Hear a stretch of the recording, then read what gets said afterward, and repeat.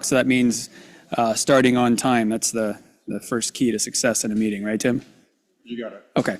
Okay, so we got a clicker here, a fancy clicker to get going. So welcome, everybody. A couple quick housekeeping items. If you haven't joined us in the Carpenter Hall before, the restrooms are right outside the door. There's also restrooms upstairs. Obviously, the exits are right here. Like I said, we're going to try to get you out of here by 8 o'clock. We're going to go through this at a pretty good clip, but we're going to have a lot of really great information for you. We like to run a snappy meeting.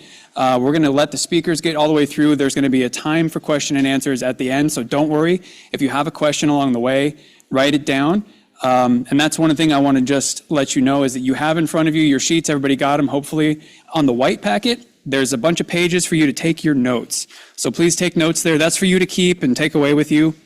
The yellow sheets you're going to leave with us today when you go. We'll get to that. There we have some questions we'd like you to answer at the end. But the white sheets, please feel free to use those. Take your notes. Save them for the Q&A section when we get to that at the end. So I'd like to do just a couple quick introductions on behalf of the city. So myself, my name is Brandon Swanson. I'm the Acting Community Planning and Building Director and the Assistant City Administrator. And this is Marnie Waffle, everybody knows, our wonderful Principal Planner. And I'm going to hand it over to Tim Toomey, my friend here with the AHA group.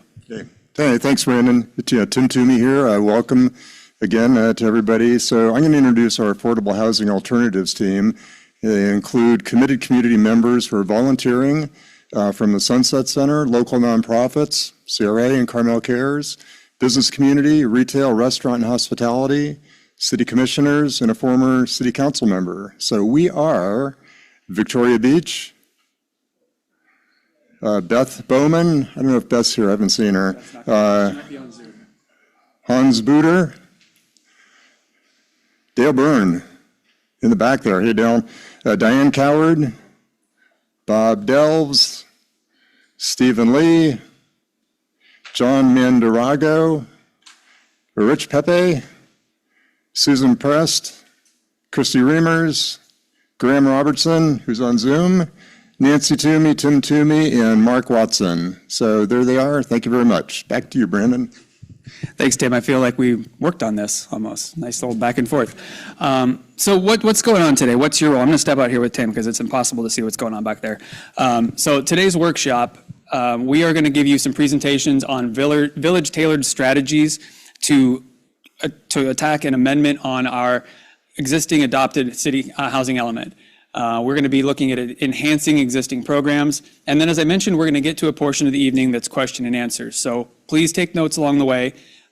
We promise we'll have answers for you either tonight, and if we can't answer something tonight, we have a parking lot list, so we'll make sure we get it out to the group afterwards. So we'll do questions and answers, and then we're going to ask you to fill out some worksheets and give us some feedback on there. So that's today. After today, though, the work's not done. We want you to feel like you're on the team with the city and the AHA group, like you're part of the team now that you're here at this meeting. So we're going to ask for your help reaching out to neighbors, connecting with us, coming and participating in the future. We've got 2 city council meetings coming up, one in September, one in October, and we want you to come and get involved in that and share your ideas. So we talked about the packet. That's really today and tomorrow into the future. So a little bit of background. We're going to go into why we're here and where we're going. So Tim's going to come up and join me for this one again. Why are we here? Well, we sent an invite, and that's what got you here physically. But as you know, the housing element was adopted in April of 2024. To get it adopted, it included 2 city-owned sites, the Sunset Center and Vista Lobos, which represented 149 affordable units. That was done in order to get the state basically to sign off on our housing element in a timely manner. We really hit the gas there at the end to meet the state deadline to protect the city from falling under what everyone's come to know about, which is the builder's remedy, where you have a lot of the control that's taken away from a city when it comes to approving projects. There's a builder's remedy project, for example, that's gone through the county and is going to get approved right outside of the city at the old hospital site. So we got our housing element adopted and certified by the state, but part of that was having these city-owned sites on there. Thanks, Brandon. So I'm going to cover the next 3 bullets, starting with the community pushback. And so I think you all remember there was incredible universal community concern about building on city-owned sites. Among the criticism back then, and obviously still today, are some of the following. The building mass, which is clustered and out of scale in our village, preference for dispersed affordable housing like foundation senior housing, parking issues, disruption from major construction projects, protecting the historical and cultural significance of the Sunset Center properties, and more and more and more. This universal concern triggered the creation of the AHA team, which was initiated by Victoria Beach and Rich Pepe, and resulted in the resolution the City Council adopted in July on a 5-0 vote to prioritize the work on replacing city-owned sites in our housing element. This was the opportunity to customize and tailor our strategies to us, our community, but this comes with an extreme sense of urgency to find replacements due to a looming 2025 RFP deadline for the city-owned sites development proposals. So our shared timeline is to update the City Council in September and provide a draft of viable alternatives by October. And as we go through this, the important word here is viable, that we're looking for ideas and projects and initiatives that will help us get to replacing the 149 units. Really, really, really well said, Tim. And so those replacement sites that Tim's talking about, we're going to need to find those replacement sites. And again, that's where you come in. That's where the AHA group comes in. That's where you come in. It's a team effort.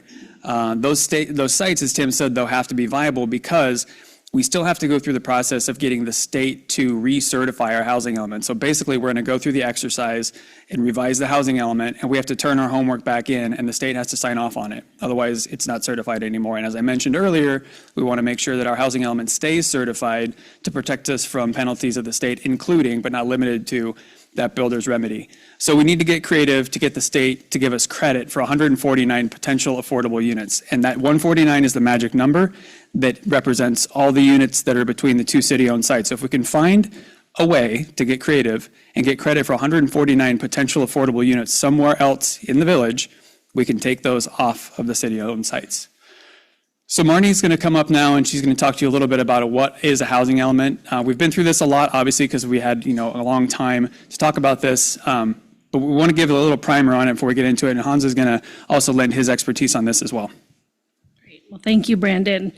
Good evening, everyone. Thanks for coming today. So I'm just going to give a brief overview of the city's housing element. It is part of our general plan. As many of you probably know, the general plan really is the blueprint for our village. It establishes where our commercial districts are, where our residential neighborhoods are, and it also includes policies that protect our community character as well as our forest and beach resources. As part of the general plan is the housing element, which is what we're talking about this evening. The housing element really is a housing plan to preserve and produce an adequate supply of housing within our village. And one of the ways that we do that is by identifying land that is suitable for housing development. And we call that our housing sites inventory. So that's a table in the housing element that lists some potential sites that could accommodate housing at some point in the future. These housing sites are primarily privately owned sites, but they can include some public sites. What they don't include are parks, the Mission Trail Nature Preserve, and other environmentally sensitive habitat areas. And now I'm going to let Hans talk a little bit about the units versus construction for the housing sites inventory. Yeah, thanks, Marnie. I just wanted to kind of emphasize one of the things Marnie said. The housing element is a planning document, right? So the state comes in and says, hey, we're going to give you this allocation of units to plan for. And essentially what the city needs to do is demonstrate that under current zoning, there's the potential for that number of units to be developed, right? The potential. And I really want to land that point because I think it's important. It's not an obligation to build those units, right? And so here's why it's confusing. The housing element that was adopted in April by the City Council does include an obligation to build housing units, right? Like we just talked about. It includes an obligation to build specifically 149 affordable units at the Sunset Center and at Vista Lobos. Well, why is that? It's because those are city-owned sites. So the state looks at that and says, okay, those are city-owned sites, so that's effectively in the city's locus of control. And so they say, okay, well, I'm essentially going to extract from you kind of this contractual obligation, because they're city-owned sites, for you to actually develop them. And that's where this, December 2025 RFP deadline comes from. So, when you look at other housing elements, there are some housing elements from cities that have city-owned sites where there is this type of contractual obligation. Many, if not most cities, don't have that type of arrangement. It truly is a planning document, and it's an exercise in sort of going around and trying to find a bunch of privately owned sites that'll check the box, for the state. So, kind of to sum up, one of the things we have the opportunity to do, just in framing this with this amendment, is to go from this kind of construction obligation document where, as Tim mentioned, there's a lot of reasons why folks don't love, these particular sites on there, to go from this construction obligation document to this sort of planning exercise document, which is really more in line with what, a lot of jurisdictions in California have. So as we continue this effort to look at alternatives for the city-owned sites, what we're really focusing on are opportunities for development on privately owned sites. And so one of the ways that we try to incentivize development for the private property owners and developers is through a variety of programs that we have in our housing element. And I won't go into a whole lot of detail of those, but there are programs in place to try to spur that private development to occur. So the housing plan, it is an 8-year document, so we will be updating it again in 2031. This is what differentiates the housing element from the other sections of the general plan. Those are more static, they're only amended on an as-needed basis, whereas the housing element is updated on an 8-year cycle. So as we continue talking about an amendment to the housing element to remove the city-owned sites, the process that we're going to be going through is the same as it was for adopting the housing element to begin with. So that includes community engagement, review by the city council, again, review by the state to get a finding of substantial compliance with state law, and then adoption at the local level, followed by certification, again, by the state. And with that, turn it back to Brandon. Thanks, Marnie. And so you're probably catching a bit of a theme here. When Hans talked about the fact that the city included those city-owned sites, it's because we had control or have control over them, and the state looks at that as a very viable opportunity. When we were going through the housing element process the first time around, we didn't come up with many really concrete guarantees for the state that, like downtown sites, property owners, letters of interest, things like that. And so because the city of Carmel has a pretty poor track record of developing affordable housing, our bar is pretty high to prove that we can actually do it. And so that was one of the reasons the city-owned sites were put in, because it was a quick way to get it done, so we weren't subject to that builder's remedy. But that's why we're here now, is because we have some time to actually work on this and find those creative solutions to get those city-owned sites off.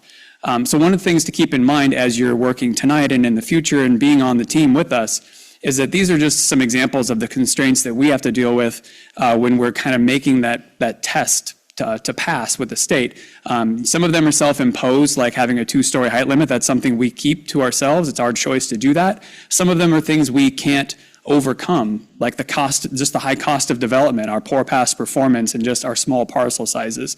So think about that as we're going through tonight and into the future together, that we have to ultimately, as a team, convince HCD that we can pull those 149 off, because we've told them 149 is possible somewhere else, and here's why. So how do we get there? We're gonna talk about that tonight, developing these viable alternatives and strategies. That's such an important word. And we're going to highlight 4 strategies or areas of interest that the AHA group and the city have been working on, and they're up there on the screen. And we're going to give you a little bit of an education on each of the 4 of those, where the group is at, what we've been exploring, and how you might be able to help us. And then we're going to tap into the community. As I mentioned, we're going to do that Q&A, we're going to do worksheets, and we're going to try to get your thoughts. So with that, we're going to dive right into the strategies. The first set of strategies we're going to talk about are accessory dwelling units, and we're going to talk about hotels and then downtown sites and church sites. So I'm going to bring up Nancy Toomey and Bob Delves to talk about the ADU strategy. Bob, start. Hi, let me get over here. I'm Bob Delves, and I'm the planning commissioner, so I've, over the last 4 years, sort of had a front row seat to the unfolding saga of accessory dwelling units. Let's start with some definitions. An ADU is just a unit that is accessory to a primary residence. It can be detached or attached. It has to have its own front door, which could also be the back door, and it cannot have any interconnectivity with the primary residence. It can be attached to it, but it can't be interconnected with it. It has to have a bedroom, a kitchen, a bathroom, et cetera.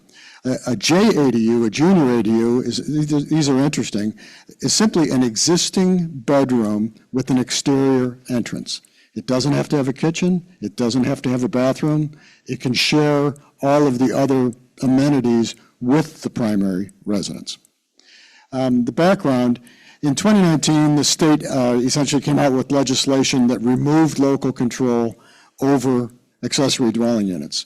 And what that means is ministerial approval. Ministerial approval means if I want to build an ADU, I go to the planning department and I essentially get approval over the counter. It is approved by Brandon and his planning staff. It is not subject to our local design guidelines. It is not subject to our local zoning.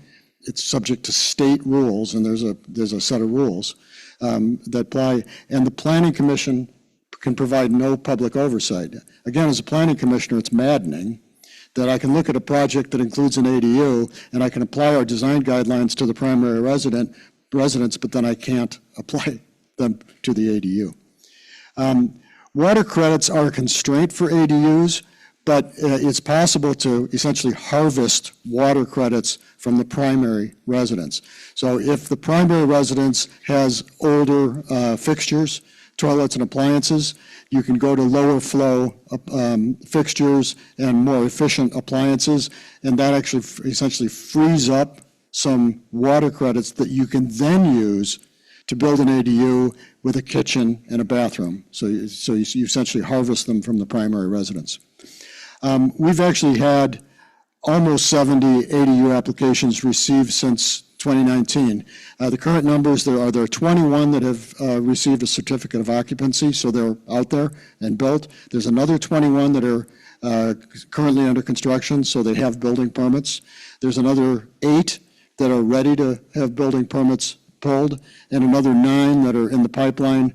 And the balance are ones that have been approved but have kind of gone into some state of dormancy. Point is, a lot of ADUs have been built in town. We have a draft of a city ADU ordinance which is in process. Brandon told me we'll see it, I think, in October or November at the Planning Commission meeting. By having our own ordinance, we hope to re-achieve some level of local control over these ADUs.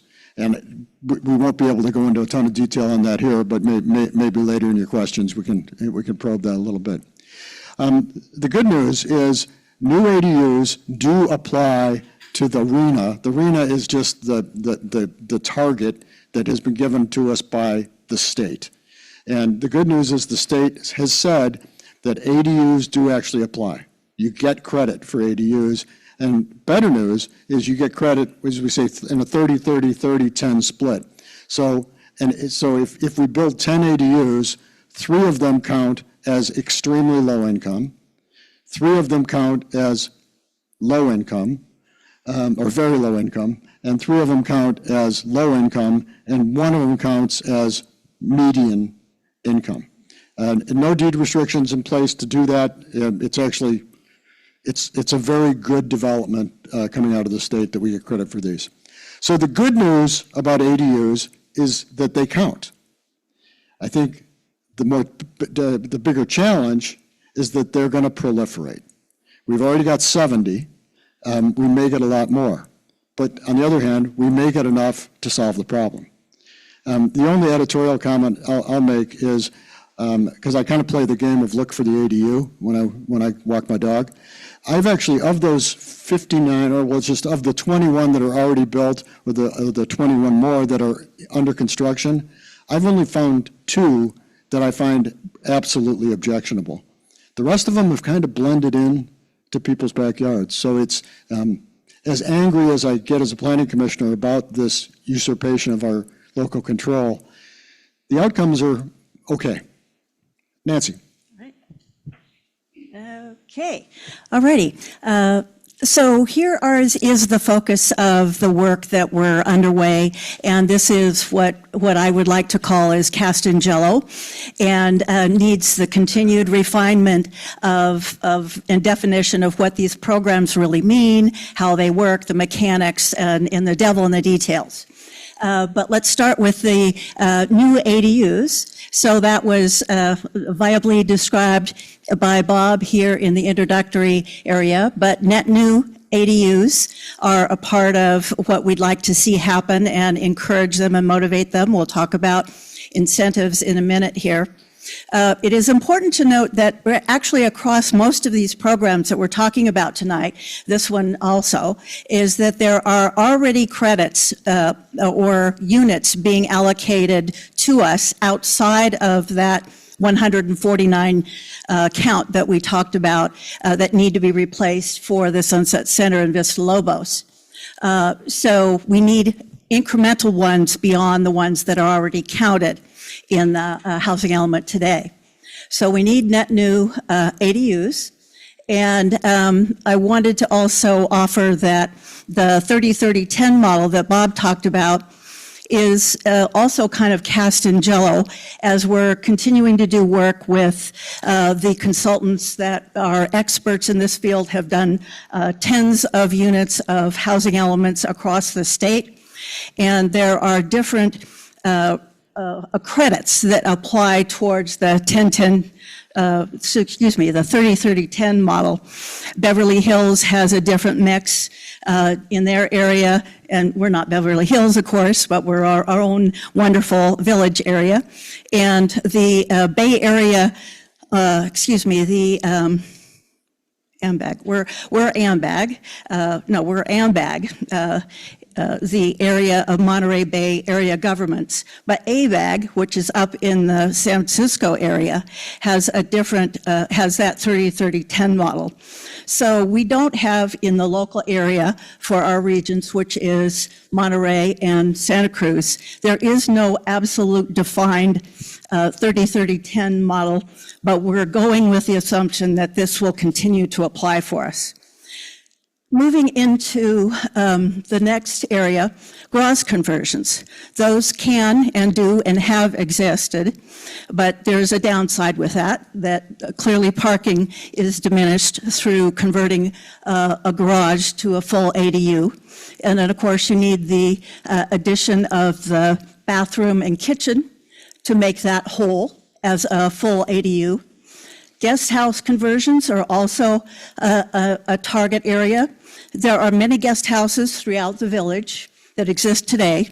They may or may not have a bathroom, but they likely don't have a kitchen, but they may. In which case, down here in the idea is the amnesty, if it's not officially registered with the city and permitted with the city, to consider things like amnesty, pulling those into our numbers through an amnesty program that needs more definition to get what that will actually look like.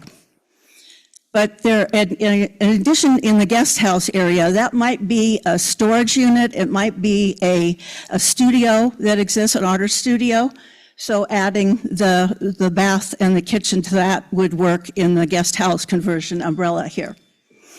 Let's go on to the JADUs, there are many, many homes in our area that may have opportunities for this JADU. There's no water credits. There would only be construction if you need to create an exterior door, but you may already have that in place today.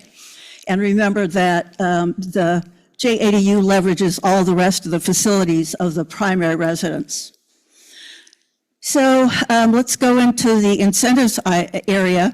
So reduce fees for getting these permitted and fast tracking permits, dealing with water credits. The city does have some water credits and is looking at how we prioritize those water credits in the inventory right now. Talked briefly about amnesty and to get the non-conforming or unpermitted units built into the model and made official. And then also, exploring other ideas that help enable getting more ADUs throughout our village that are as minimally disruptive to the world that we live in, which is a concern.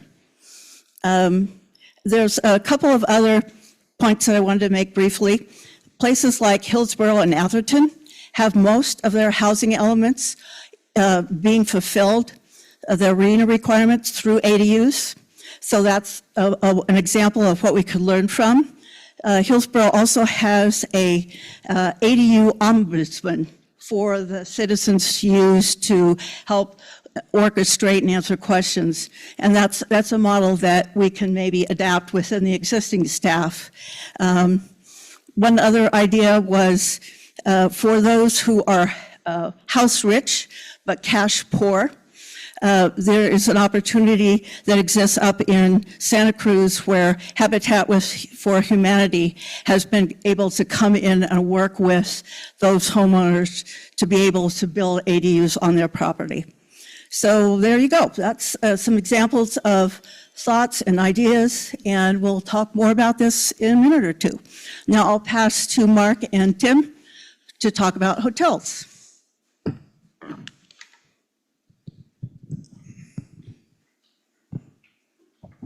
It's like following Michelle last night.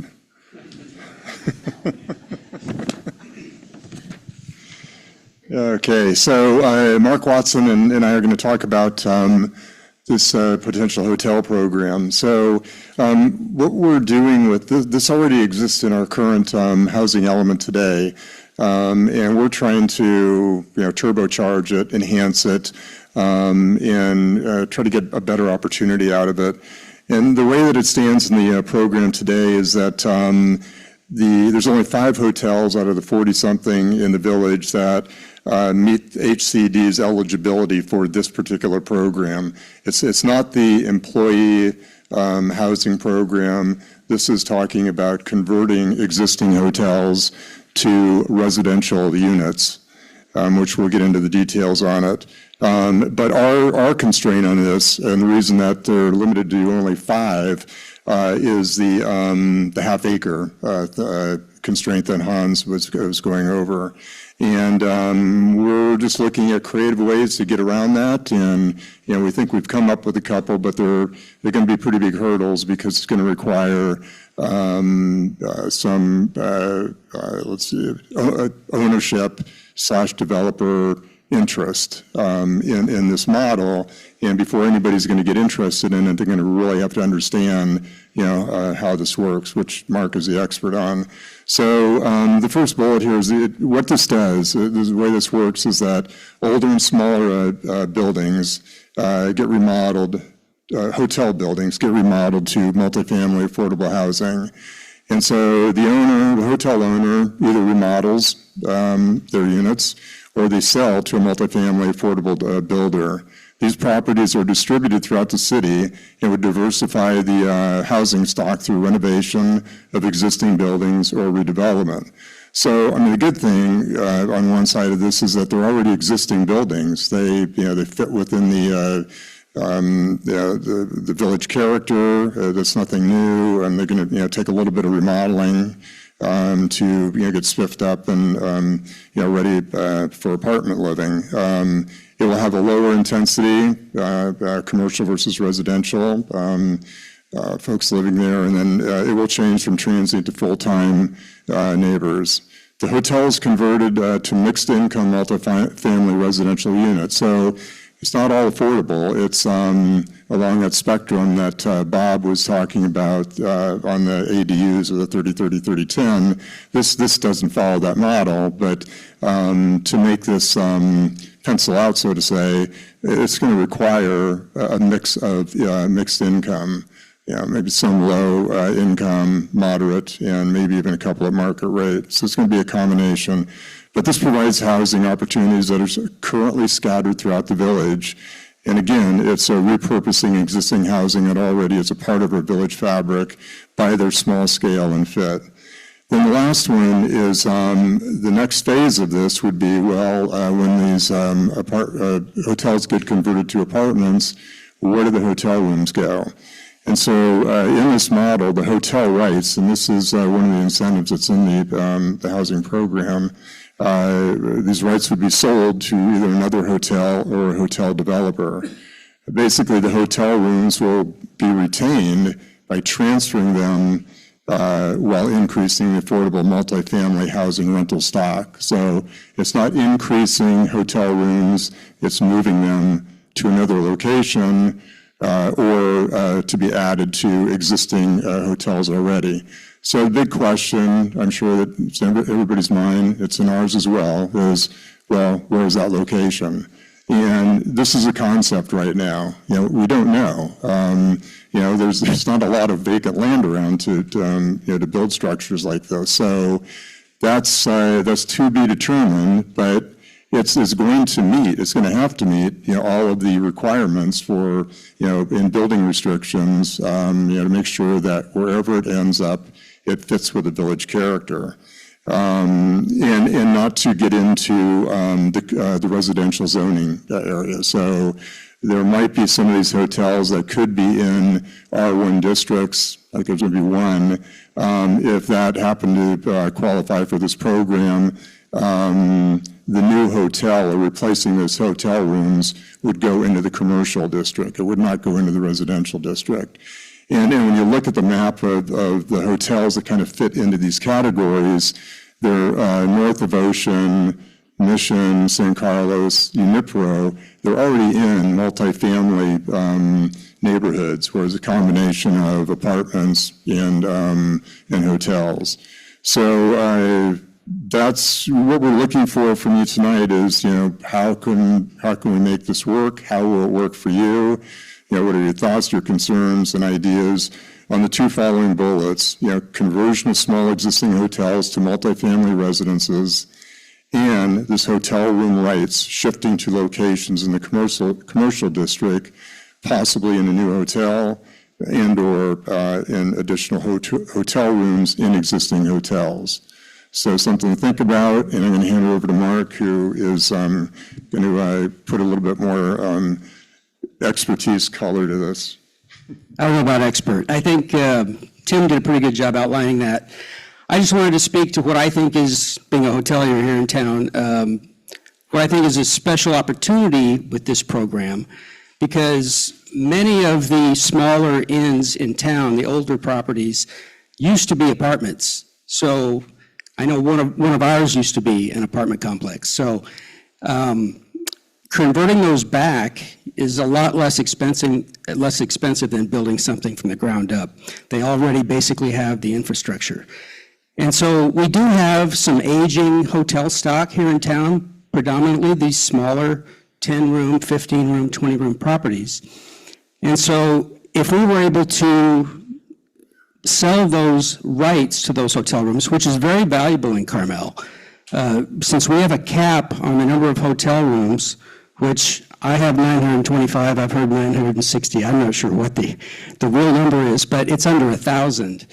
And Carmel is a destination, as we all know, that is very popular. So the right to sell those permitted rooms to someone else is very lucrative for the existing owner. And those properties that operate at the lower tier, like one standard deviation below the average room rate in town, That represents about 15% of the rooms in town, or my calculation is 145.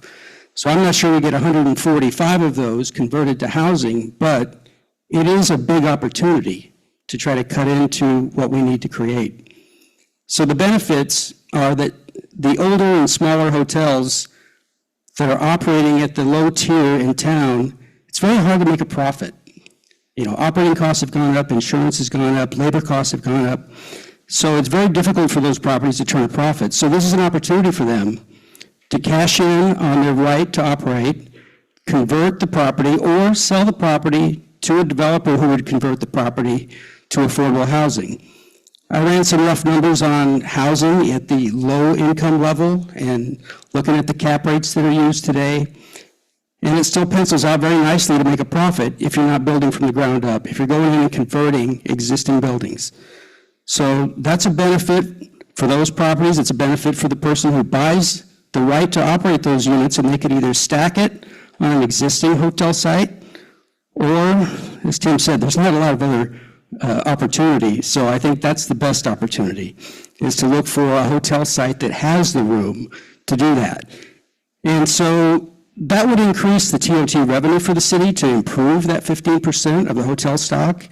It would also allow us to convert units to affordable housing.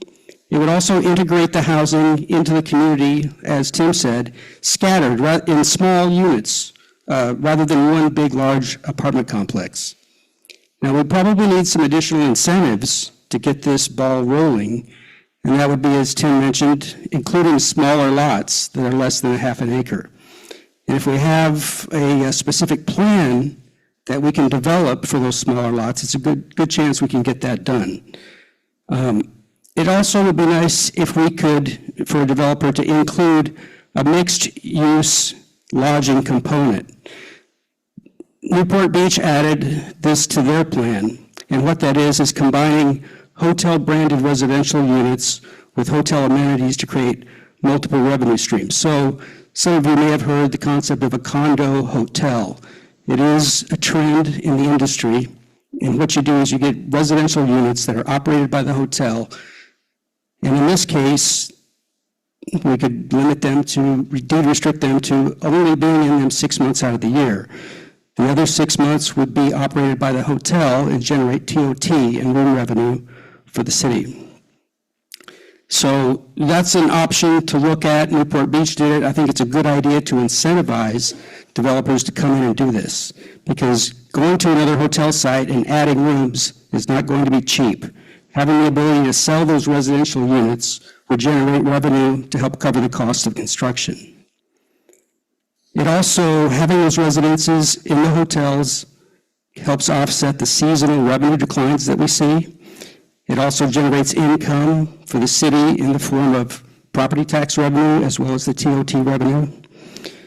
And other options might be to award additional hotel units or mixed-use lodging rights to develop affordable, for those that do develop the affordable housing. So it's, I think it's a great opportunity. There's a lot of moving pieces there, and we're working to try to flesh those out to see what might work. Thank you.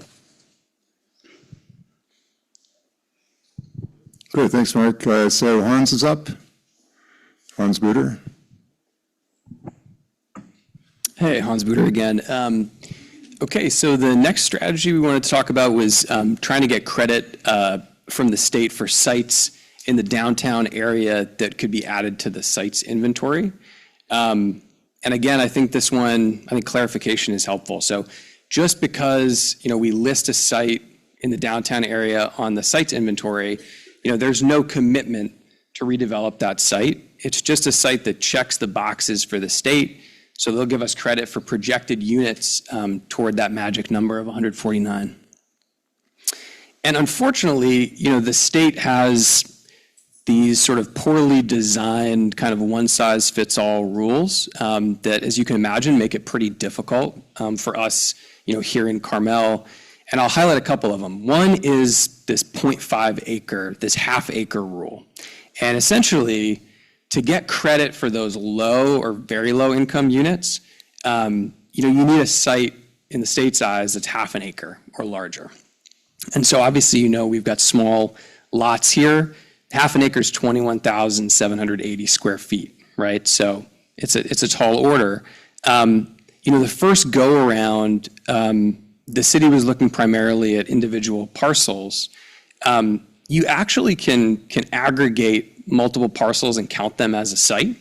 And so one of the options or opportunities here is for us to find contiguous parcels. They don't have to have common ownership. They could have 2 or 3 owners, and to kind of take a second crack at looking at this site's inventory. And so, once you find a site downtown that you think could maybe, fit that first criterion, there's another one, and it's a pretty high bar. Basically, the state wants, quote unquote, substantial evidence that the existing use, whatever's on the site, is likely to be discontinued over the next 8 years, right? They're basically looking for a realistic chance that this thing could be developed. And without getting into all the gory detail, it just really is a high bar. You need to check multiple, sort of sub-criteria. Is it old and deteriorating? Has there been a lot of turnover? Is the existing square footage substantially below the current zoning? Is it a use that has been commonly getting redeveloped either in the city or in the surrounding area? It doesn't have to be all of those, but it has to check, a few of some of those types of sub-criteria. So, it also can be sort of maddeningly subjective as to whether the state says, oh yeah, it checks that box or not, right? So it can be frustrating. Basically what we're looking for are sites in the downtown in this strategy that would check all those boxes, pop out the other end, and where we could actually get credit for units out of this. And so that's the main strategy. I did want to briefly just touch on one other strategy that's come up. We've learned from consultants that if you have a property owner that's willing to provide, a property owner letter of interest, they own a site in the downtown and they say, hey, I'd be interested in potentially adding, 2 or 3 units to my existing property. We may be able to get projected, low or very low income unit credit for that type of strategy. Rich, I don't know if you wanted to speak to this for a second. This is something that that Rich Pepe has thought about on 1 or 2 of his properties. So. Good evening. Yes, this was proposed by Victoria and a small group that came to visit me. Maybe it was about a year ago or so. And also, before I go into that, we have a little subcommittee called the Safari Group with the AHA that goes out and looks for downtown sites. And maybe there's some flat rooftops and building owners that don't have anything on the second story that maybe we can plop down and build some very low income housing up there. So when I was approached for it, I said, it's smart. So I own the building at Carmel Bakery, which has it's about 2,000 square feet. And upstairs is about a 500 square foot suite that is already up there. That was the original baker's apartment. And there's about 1,500 other square feet that is available to maybe build some small units up there. So Victoria always encourages me to tell a story about when I first got here with $600 in a suitcase, and I lived in basically a JADU over by Fisherman's Flats, paying $100 a month. And I was appreciative of the opportunity to live on the Monterey Peninsula, work close to where I was living, and get a start in life. And as many of you know, I have somewhat of 100, 125 employees in town. And I'll tell you, I would love to have a couple of employees live close, especially upstairs in the bakery. So I know some people, maybe we're in denial that property owners like myself would actually think about building affordable housing on their rooftops, or their second stories, I should say. But I really want to say that I would be one of them, and I really think it's a nice idea to have some more downtown housing, add some vibrancy to the town. Obviously, it would come with some dilemmas, but maybe there are some local, state, or government funding that could help this out. So, but I think it's a good idea, and I would really encourage other building owners to maybe come forward and think about this also. Thank you so much.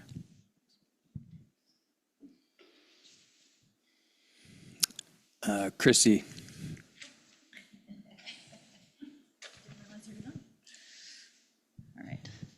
Last but not least, thank you so much for your patience listening to all of this tonight. I was interested in any alternatives that include church sites, so I've done the bulk of my research in this area. So why are church sites included in our housing element? Firstly, there is one Senate bill and 2 Assembly bills that specifically help churches be able to have an easier time to build. But what came first? Was it the bills that encouraged churches to think about housing? I found it actually to be the opposite. The bills were a result of a need. Take a look at Senate Bill 4. The California housing crisis sparked a movement among religious institutions dubbed Yes in God's Backyard, or YIGBY. This is a play off of YIMBY, Yes in My Backyard, regarding non-market rate housing. Adding residential units to church sites can look like any of the following: converting unused meeting space, or building a second story to an already existing office space, or building on some of the open space a church may have. YIGBY building is a win-win in that churches can work within their mission to help people, while in turn receiving an often much-needed revenue stream through rental income. Church building could also include housing for their pastor or other church employees. But churches and colleges, who are also included in Senate Bill 4, often face giant hurdles trying to build housing units because their properties are often not zoned for that. Changing zoning is a time-consuming and expensive process that can add years to a project and oftentimes prevent it from going ahead at all. As a result of religious institutions' real desire to help our housing crisis, as well as nonprofit colleges' real desire to provide housing for their students and teaching staff, the Senate Bill number 4 was created in October 2023. This bill rezones land owned by religious institutions and nonprofit colleges, allowing for non-market rate housing. The law is set to end in 2036. For churches who want to build housing, AB 1851, signed 4 years ago, reduces parking requirements by 50% for existing church sites. AB 2244, signed last year, broadens that bill to include new sites a church may purchase and want to develop. In our current housing element, in program 1.1.D, on page 7 of chapter 2, in case you want to read more about it, our city's deadline is December 2026 to address the AB 1851 and AB 2244 parking requirements. Since SB 4 is so new, it will be included in our housing element as it's a living document. Once a church is interested in creating housing, they will not have to go through the difficult rezoning process to allow for that housing. The rationale was to assist in removing obstacles to religious institutions' desire to build housing. We have 5 churches in our 1 square mile. As you heard earlier, we have a limitation in Carmel on our lot sizes, mostly being under half an acre. And yet 4 out of 5 church sites are bigger than half an acre. Going through them on the slide, we have Church of the Wayfarer, which is 0.36 acres, but the rest are Carmel Presbyterian, which is 0.89 acres, All Saints Episcopal Church, which is 0.8 acres, First Church of Christ Scientists at 0.63 acres, and finally the Carmel Mission is sitting on 12.42 acres. We have 1 of the 5 church sites included so far in our housing element. This is site number 5 found on C31, First Church of Christ Scientist. Sorry. This site has a plan for 9 housing units towards our arena currently. Currently, I'm working on creating face-to-face meetings with our churches. I have made contact with the Carmel Mission and the Episcopal Church. What the Carmel Mission has that other churches don't is an archaeological area. According to a friend who works for an affordable housing developer, this isn't a roadblock, but does add an extra step of work to get the grounds analyzed. I have also looked into what is available for funding, as most faith-based institutions are not wealthy and need support to build housing. There are many state grants, and affordable housing developers, such as Workbench in Santa Cruz, help find funding for these types of projects. Locally, there is also Interfaith Advisory Council through Joining Hands Benefit Shop. The council came together in 2007, made up of 13 faith communities, including Carmel Mission, Episcopal Church, and Church of the Wayfarer. In 2010, their main focus became housing, and over the years, they have supplied over $750,000 of grant money to support non-market rate housing. I would love your help. We are really needing to be able to count a church site. What we are really needing to be able to count a church site for our housing element is a letter of interest, not a commitment from the church. If you have any connections to the Carmel Church pastors or boards, please let me know. I would love to relay the many incentives available to them, and I'm also very open to any ideas that you have. Thank you. Great job, Christy, and great job, everybody. So we are on to the point of the evening where now you get to ask questions. And before we get into that, though, I just want to take a minute to recognize everyone up here that spoke this evening. I think it's such a testament to, the residents of this village getting involved and really doing so much work on this. So I really want to thank them sincerely. We know that the housing element wasn't perfect when it was adopted. We put on those city sites so we didn't get in trouble with the state, basically. And then, our residents stood up and said, we're going to help, we're going to fix this, we're going to make it the housing element that we want for our city. So we want to hear from you now. What are you concerned about as we continue to work as a team with the city and the AHA group and you over the next couple months to get those city sites off of the housing element? We want to hear from you now. What are your questions? We've got a panel up here that has been doing a ton of research. Everyone up here is an expert in their area. They've done so much work on it. So what do you want to hear? Victoria and I are going to hand out the microphone and let people ask questions. Victoria's got some fire starter if we need to get some questions going, but we're sure there's already questions out there. So raise your hand. We'll come around and bring a microphone to you. Oh yeah, please, Victoria, go ahead. Anybody? Yay. First of all, I just want to say what a tremendous honor it has been for me to work with this group. It's mind-blowing to me, the amount of time and effort. And I think it's a little bit deceptive because all of us up here knew, really, except for Hans, knew very little about housing or the law or anything before we were concerned, just like probably everyone in the room. And so just the research that we've gone through to get to this point, I think it's a little deceptive. We are not experts. That was a nice thing to say, Brandon. But truly, we are beginners. We have beginners' minds for this meeting.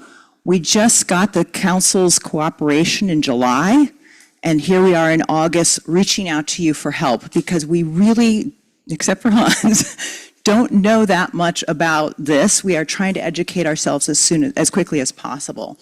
So I just wanted to point out that it's an early point in the process for this collaboration, and we need as much help as we can get. I also wanted to point out that, first I wanted to know before, I'm sorry, Brandon, we go out to the question, I want to know who's in the room. I know a lot of you. I know, we're familiar, especially in the back there. So I know we have some church folks here. Could you raise your hand if you're a church folk? Good, okay, good. That's great. And do we also have any hotel types or hospitality types from the downtown? So just maybe up here on the panel. Any other business owners from the downtown? Perfect. You're underrepresented, it looks like. Good. Oh, good. Perfect. Perfect. An ambassador from the downtown. And anyone here from, can I imagine that everyone else is resident then? Raise your hand if you're a resident. Okay, perfect. Okay, good. And then I also wanted to just quickly find out how many of us in this room have been kind of following close attention to this housing element process since the very beginning. I'm raising my hand for that one. Okay, so a lot of you. And then what about the middle, like just kind of getting involved in the middle, and then what about folks who just found out recently, oh my gosh, I better get involved? Anyone in that category? Okay. All right, that's the only reason I asked that is I want to know how much, you guys, we did try to do some briefing to make sure that, we catch up and everybody knows what a housing element is and stuff, but still, it is really a lot of information. I'm overwhelmed. You may be overwhelmed. And now I just needed to know all that in order to better This is the help. beauty of the team approach, Victoria. Okay. It's great, Right. yeah. So back to the initial question from Brandon. So we had 4 things represented here. I think the other deception I might say is that when we start talking about them, in order to just explain them easily, we start talking about how are we going to build this? How can we make it a viable program? But remember what Hans and others have said at the beginning. Making it a viable program is for it to look viable to the state. That doesn't mean that we can ever predict what will actually get constructed. The only thing we can predict right now is that we are committed to construct on the Sunset and Vista Lobos lots. Ideally, we get out of that contract and we go into programs that are credible, viable, sites that are viable, and the state says, great, it looks like you have a good plan. You no longer have to commit to build like we do now. Yes, yes. That's how it works. That's how it works. Because as Hans mentioned, towns all around the state have planning documents that do not have commitments to build. We have that because it's tough, as Brandon explained, to get this thing passed because we don't have a great record of building housing. So we had to kind of sweeten the pot by throwing in something that looked viable to them. But we can do it a different way. And that's why we're here today, is to get good ideas to do it a different way. Does that, okay, so maybe there's questions about that. That's a beautiful segue, yeah. So that's what we're looking for. We've got microphones, we want to hand them to you. So put your hand up and we'll want to try to answer your questions as best we can. Pass you my. I have a quick 2 questions, if 2 is okay. You mentioned Carmel Mission, but that's, oh, sorry about Because that. there's going to be people on Zoom too that we're going to ask for Oh, questions okay. later, so they want to be able to hear your great questions as well. You mentioned Carmel Mission, but that's not in Carmel, so does that count? Believe it or not, Carmel Mission is in Carmel. I thought Carmel stopped at 13th Street. No. How far does it Just one of go? those. Does it go to the crossroads? Ian says Los Angeles. Ian's wrong. Well- It goes just past the Mission to the ball fields there. Okay. Second question. Whoever comes up with the money to buy it, is the pit under consideration? It's got underground parking. You can put 2, 3, 4 stories on it. There's no real residence, single-family residences around it. Who cares? Isn't it a perfect spot? It's a good question. Yeah, I mean, I can take that. I mean, we have a panel too, so I don't know if any of our panelists want to talk to it, but, Hello. okay, they're looking at me. Can't tell So if it's the Eureka Plaza project on the corner of 5th and Dolores is approved by the Planning Commission. We have not received their building permit applications yet, but it's approved with a project. It's a multi-use project. There's commercial units on the bottom, residential units on the top. So that's already approved. It's under ownership. And we should likely see a building permit application coming in the not too distant future. Maybe for he'd that. like to sell it and make a profit. Maybe the state has money, maybe other developers. I mean, it's a perfect spot. It's a good spot. I think it's a good Great idea. spot. It goes in the good idea pile. And who would care what went there as long as it looks nice? It's Yeah, better than what's there now. Yeah, and Marnie made the point, I think I said it, but she made it much more clear than I did. That project does include 12 apartments on top of that project. So it's commercial on the bottom, 12 apartments on top. All right, nobody can hear you because if you don't have a mic. So I raise your hand if you want the mic so I can hear you. But Steve Hilliard has it right now. Go ahead. Thank you very much. A lot of mention has been of viability. Can you please define viability in this context? Sure, that's, Marnie, do you want to take that one? If you don't want to, I don't want to hog, no, I don't want to hog the mic. I feel like I'm one of those people that can just talk and talk. Do you want to or want me to do it? Oh, Marnie, okay, you're going to get the next one then. So viability in this context really means, is it going to pass the sniff test at the state when we send it up there? Are they going to look at that and say, yeah, that's really going to pencil out? What Victoria was talking about earlier, the reason the city sites ended up on the housing element is because that passes a sniff test pretty quick because the city has total control over them, and there's, that eliminates a huge barrier. So if we can come up with these creative solutions that will pass that sniff test, the viability test, overcoming some of these constraints we talked about earlier, that's really what we're trying to do. Well, I guess I was looking more for guidelines of that the state is going to use to determine whether or not Oh, Steve. things is. Oh, Steve, I wish. I wish. There is no guideline? This is what Hans was talking about earlier in his part of the presentation, is that it is a frustratingly subjective process working with our friends at the state. That should give us some leverage then. There you go. Yeah. I have a question about the ADUs. So if it doesn't have a bathroom and it doesn't have a kitchen, and they have to come into the main residence's house to cook and use the toilets, who would do that? Good question. ADU team? We're going to let Nancy take that one. I have one more.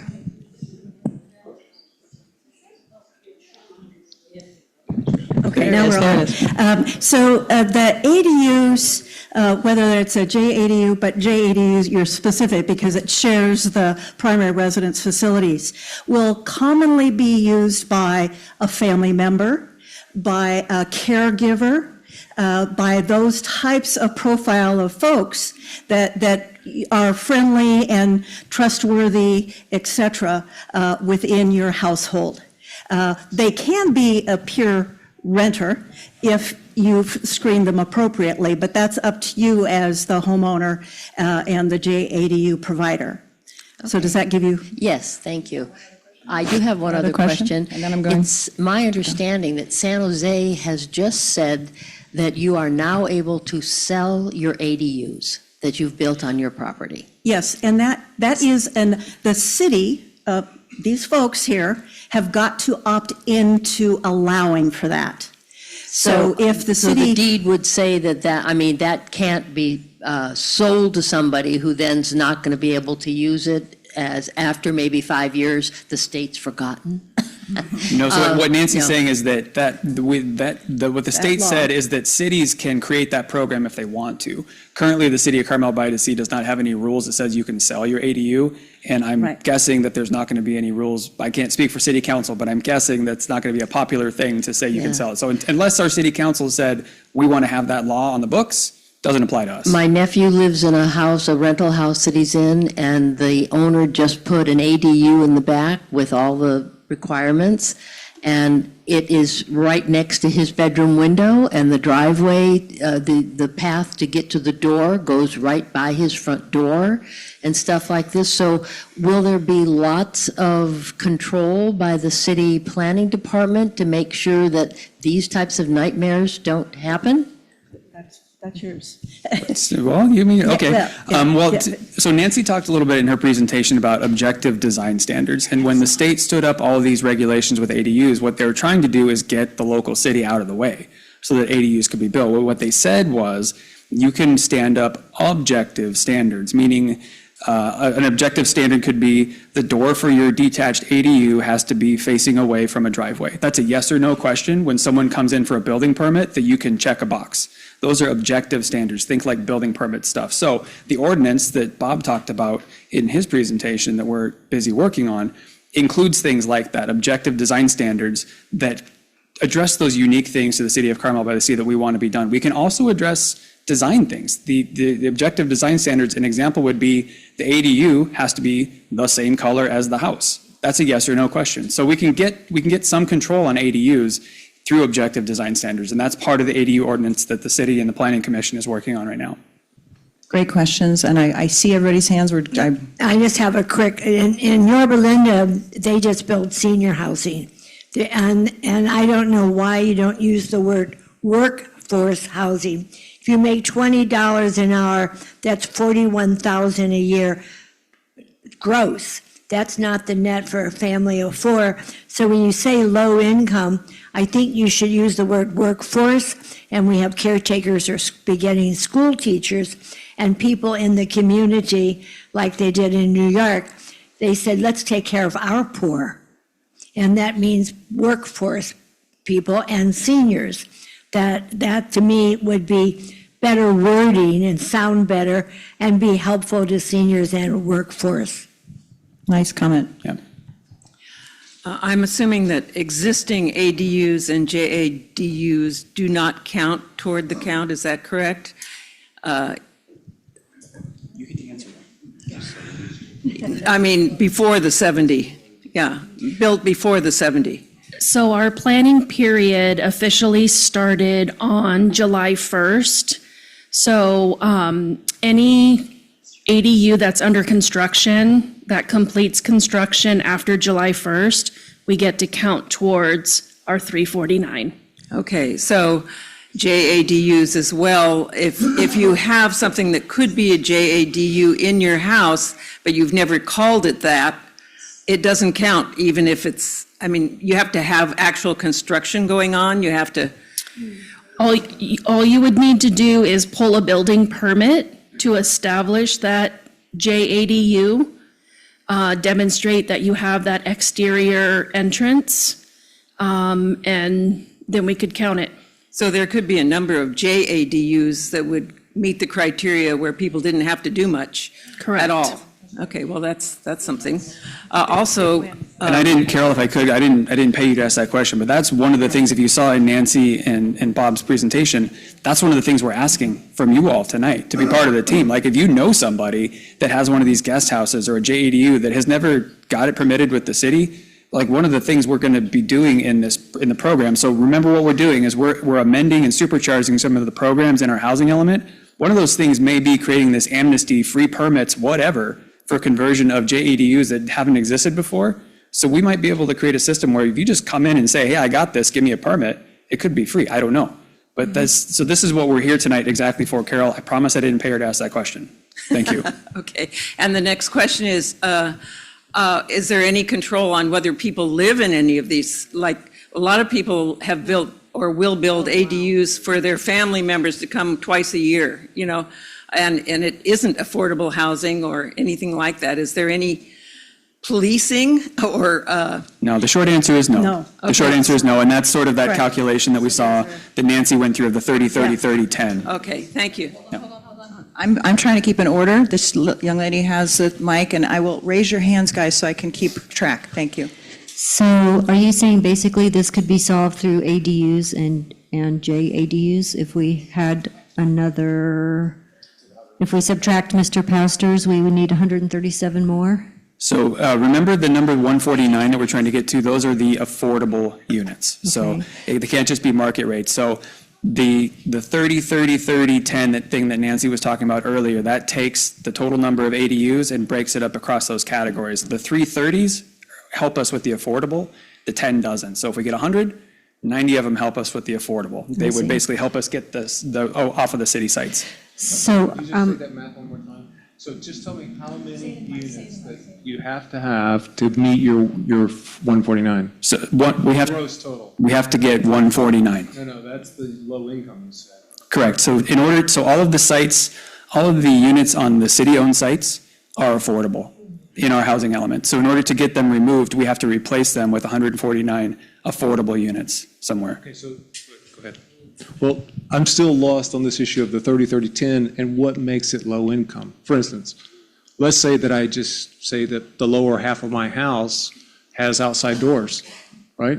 And I'm willing to say that they're JADUs. If I don't have to rent them, they're a JADU. That's correct. And so the 30, 30, 30, 10, well, go ahead, Nancy. Yeah. Go ahead. Yeah, all right. So those units get, I call peanut butter spread across those buckets of 30, 30, 30, 10. So there's no obligation to rent, as we've clarified, those units, but they will be bucketed into each one of those categories automatically. Can I define? Yeah. I just want to define the term bucketed. So I have 2 rooms. So that means my 2 rooms are going to be split 30, 30, 10. Effectively. Kind of, along with others that right. come You're going to to amalgamate the them all, table. but Yes. it's basically 30, Correct. 30, 10. Correct. Okay. So my question is, we have like 1,500 and some odd houses here. And so when you guys know the size of a house on a lot, has anybody considered going door to door and asking people, hey, you've got this big space in the back of your yard, would you be willing to build an ADU back here? Because we might be able to solve this with just that, because that, we don't have that far to go. Yeah, Bob or Nancy, you guys want to talk about that? Rich talked about the cool safari team. I don't know if we have an ADU safari team right now too, but. Yeah, I would argue that I think diligence around each one of these programs is important for the long haul, and that I would not like to see us put all of our ducks in one ADU bucket, using my bucket analogy.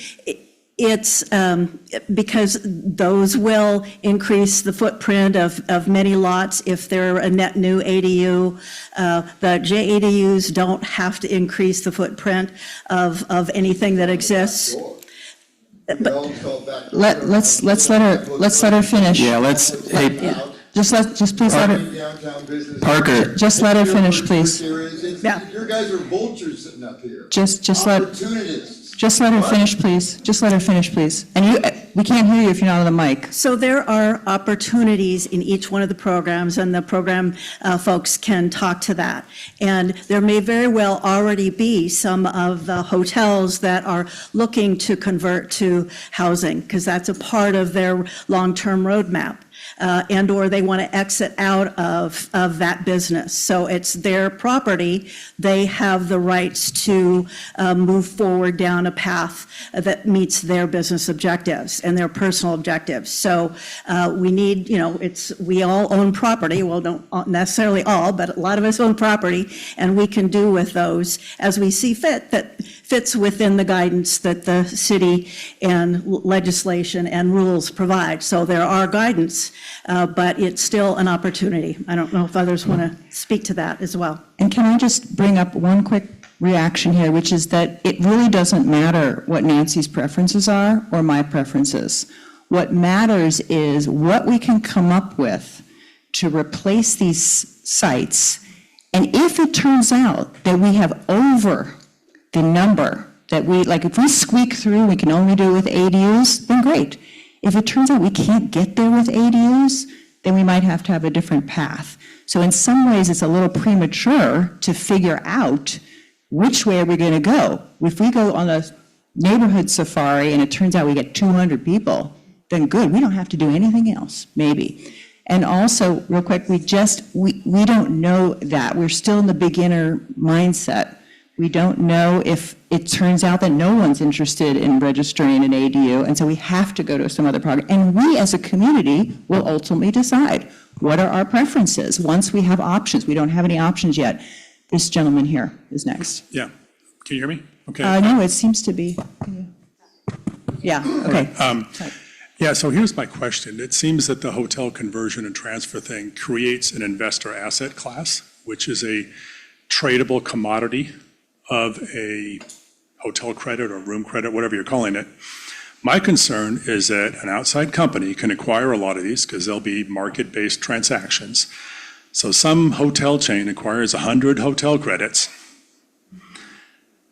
no place to build it, okay? Ugliest version, you're going to end up with a Marriott Courtyard in this parking lot. What do you guys really want? I mean, it seems to me the possibility for this to get out of control is very high. Can the hotel group say something about, because we sort of anticipate a little bit of concern ourselves about any kind of corporate interference. So what was that? I don't remember the discussion. Okay, so we're not vultures up here. We're trying to come up with alternative sites for the Sunset Center, okay? And we're trying to do our best to come up with some creative ideas. We don't agree with a lot of them, and there's a lot of good points that you guys are pointing out. As we're going through these, there's a lot of. Your sites have lots of swing for. Please, the person with the mic is the floor. No, Parker. Yeah, no, I'm just saying we're all in this together. We're trying to figure out. Well, then what are you doing here? The purpose of tonight's meeting and all the work that we've done is to come up with alternative sites to get these, the Sunset Center and Vista Lobo sites off the housing element. And these are ways that we think we can get there. Now, if they're fraught with a lot of error, then we need to know that. We need to dig into these a little bit more. Tim, let's address the gentleman's question. Sorry to interrupt you. Let's address the question which had to do with corporate ownership and what kinds of things we can discuss that have to do with that. Yeah, so I think we obviously need to look into that, and, that's a really great idea. If we could connect up with you to, learn more about it, what the pitfalls are there. We just need to, that's good information that will help us, as we're looking, at these potential opportunities. Because we're going down this path, and this is conceptual, because we don't know where these are going to go, and we don't know how many they're going to be. It could be, one hotel with 10 units says, we're in and nobody else does. So there's 10 units, floating around. But good information, and if we can get your name, we'll follow up with you. And hotel folks, can you correct me if I'm wrong, but did I understand from your subgroup earlier that there is the ability to regulate who can own what? Just like we've now gotten rid of the fractional ownership thing with, what's it called, Picasso. So if that's the community's preference, that these be private parties, my understanding from earlier conversation was that was something we could certainly. Yeah, and I mean, to your point, if this ever happened, it has to be, it has to fit within the village character, and big hotels, big brand hotels, just they don't belong here. So we'll continue to talk about that. Thank you. Okay. Help me on, you guys. I would just like to add. She's next, but. Okay. Can I just add to that? Okay, thanks. Yeah, we want Carmel to stay Carmel. If the city is, I would imagine this program was developed by the city, not by us.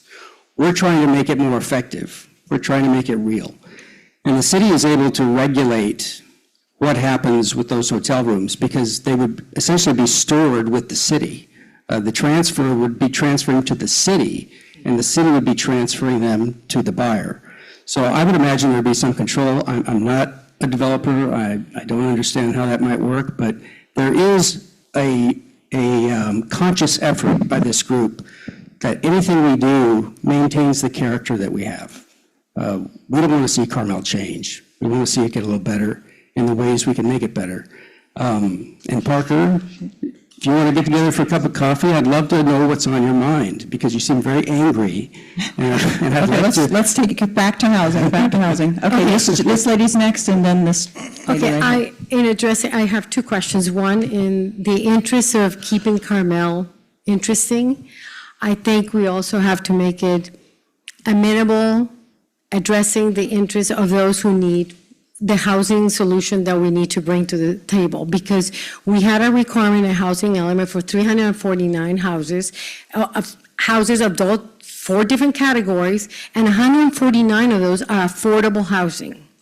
And I feel, and I so respect your position in a way, is that we're dressing it up by calling them ADUs, but if we don't open them up for people in need, like the lady earlier mentioned, people, teachers, some people that work for us in the city hall that cannot afford to live in here.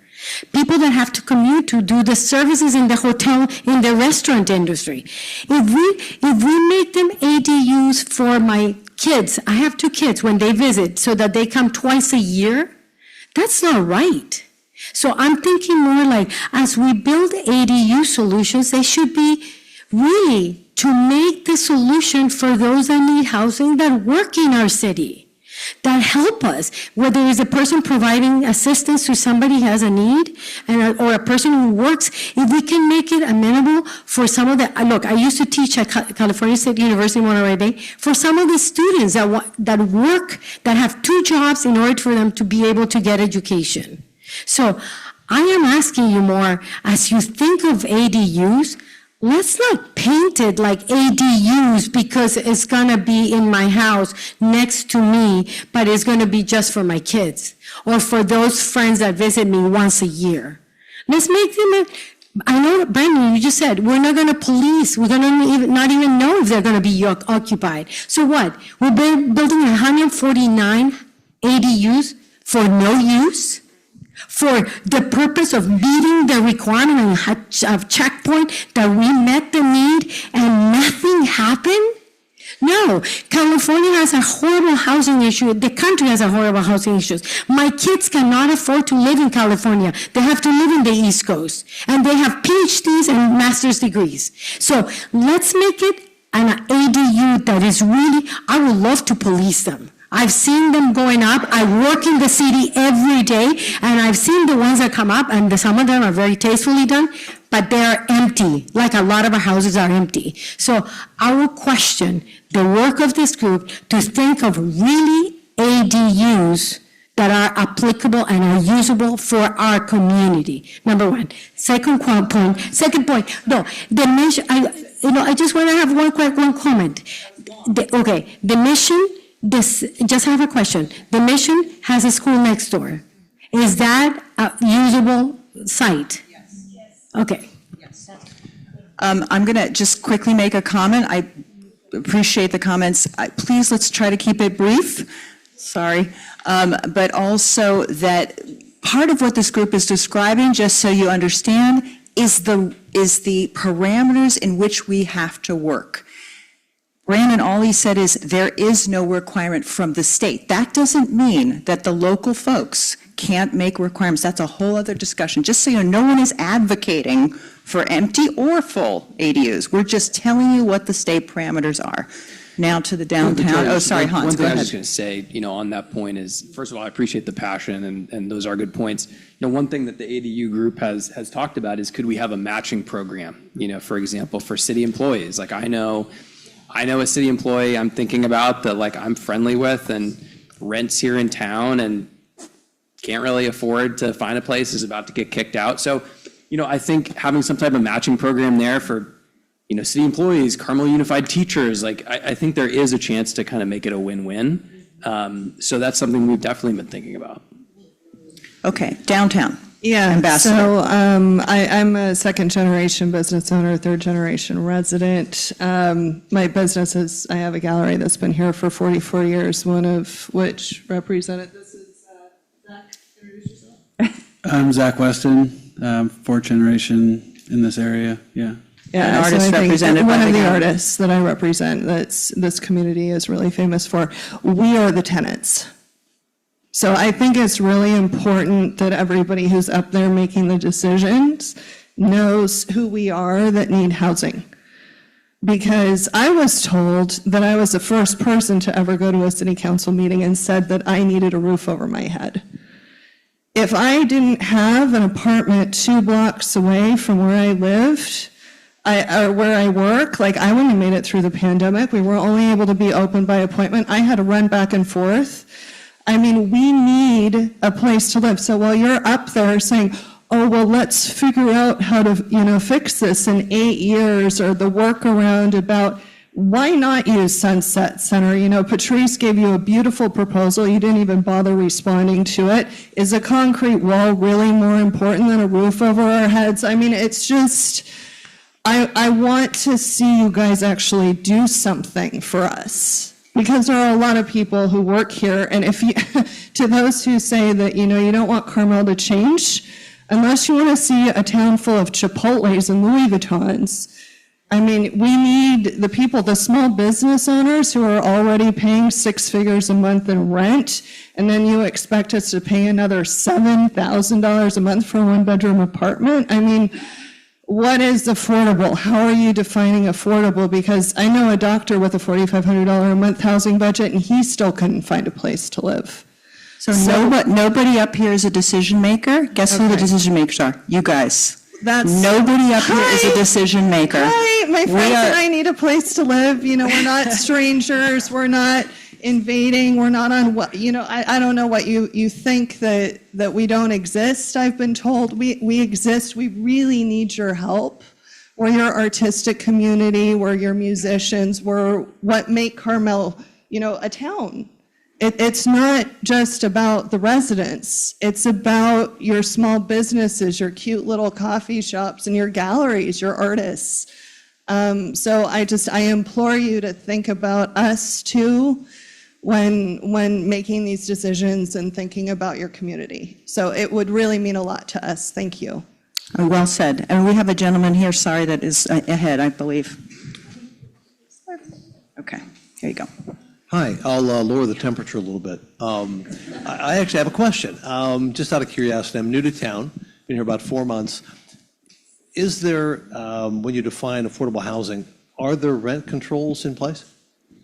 So is there a rent cap to define affordable housing? Because affordable housing by definition from here versus Sacramento, where we moved from, is vastly different. So I'm just kind of curious if that is considered or part of it. Marnie's going to tackle that. So we don't have any rent control currently in Carmel. There are caps on the rent for units that qualify for the different income categories.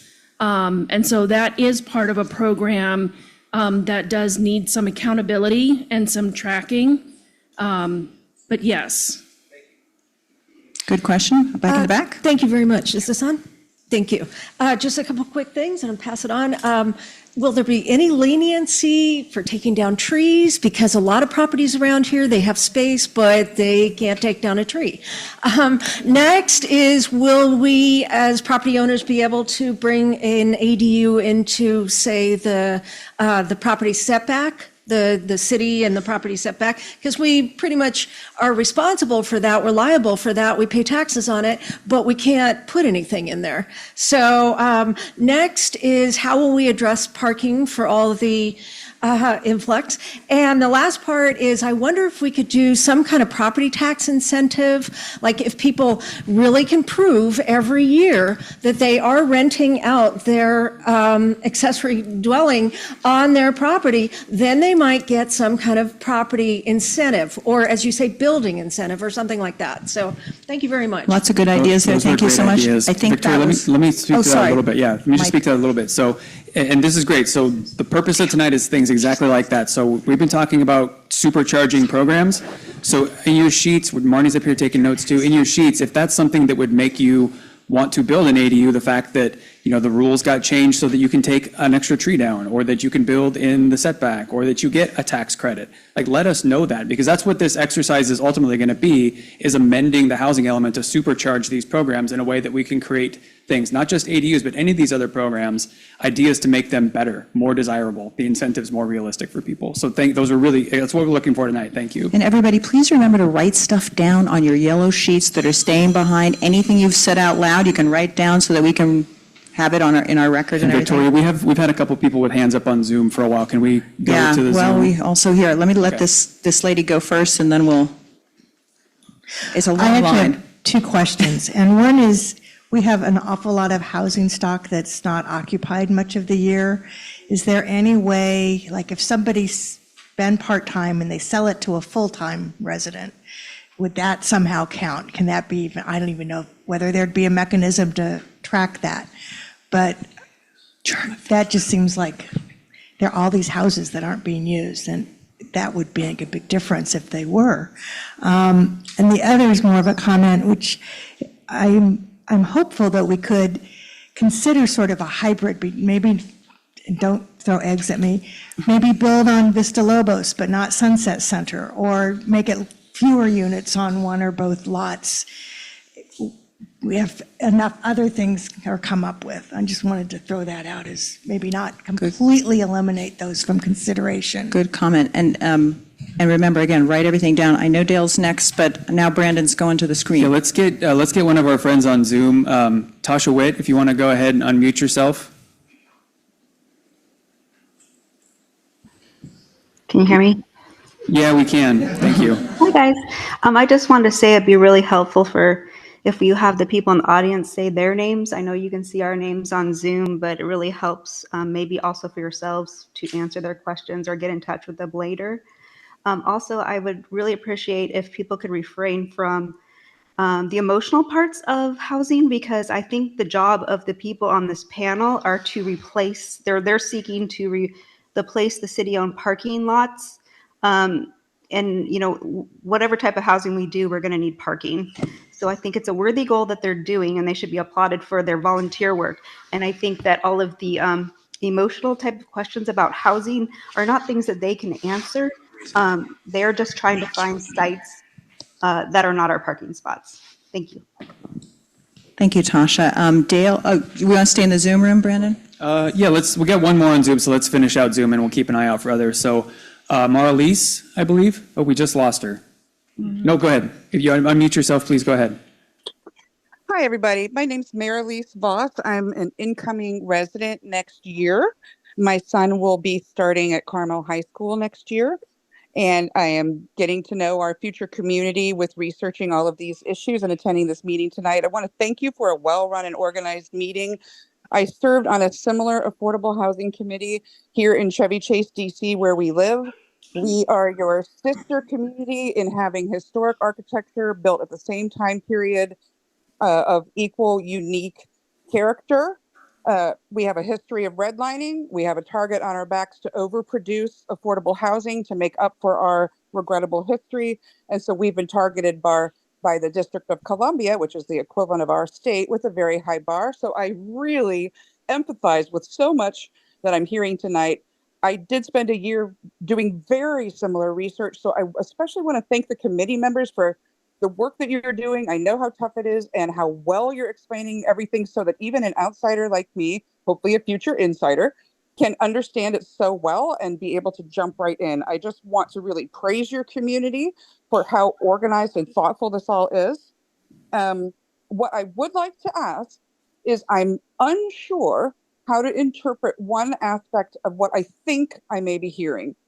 It sounds a bit to me like the village wants to get out of the commitment to build on city-owned spaces by creating the appearance to the state of perhaps possibly planning and building in the future. So I'd just like to know, to what extent are you actually seeking to have lower income people join your community with a roof over their heads? And I don't mean that in an emotional way. I just mean that as a representative of that community.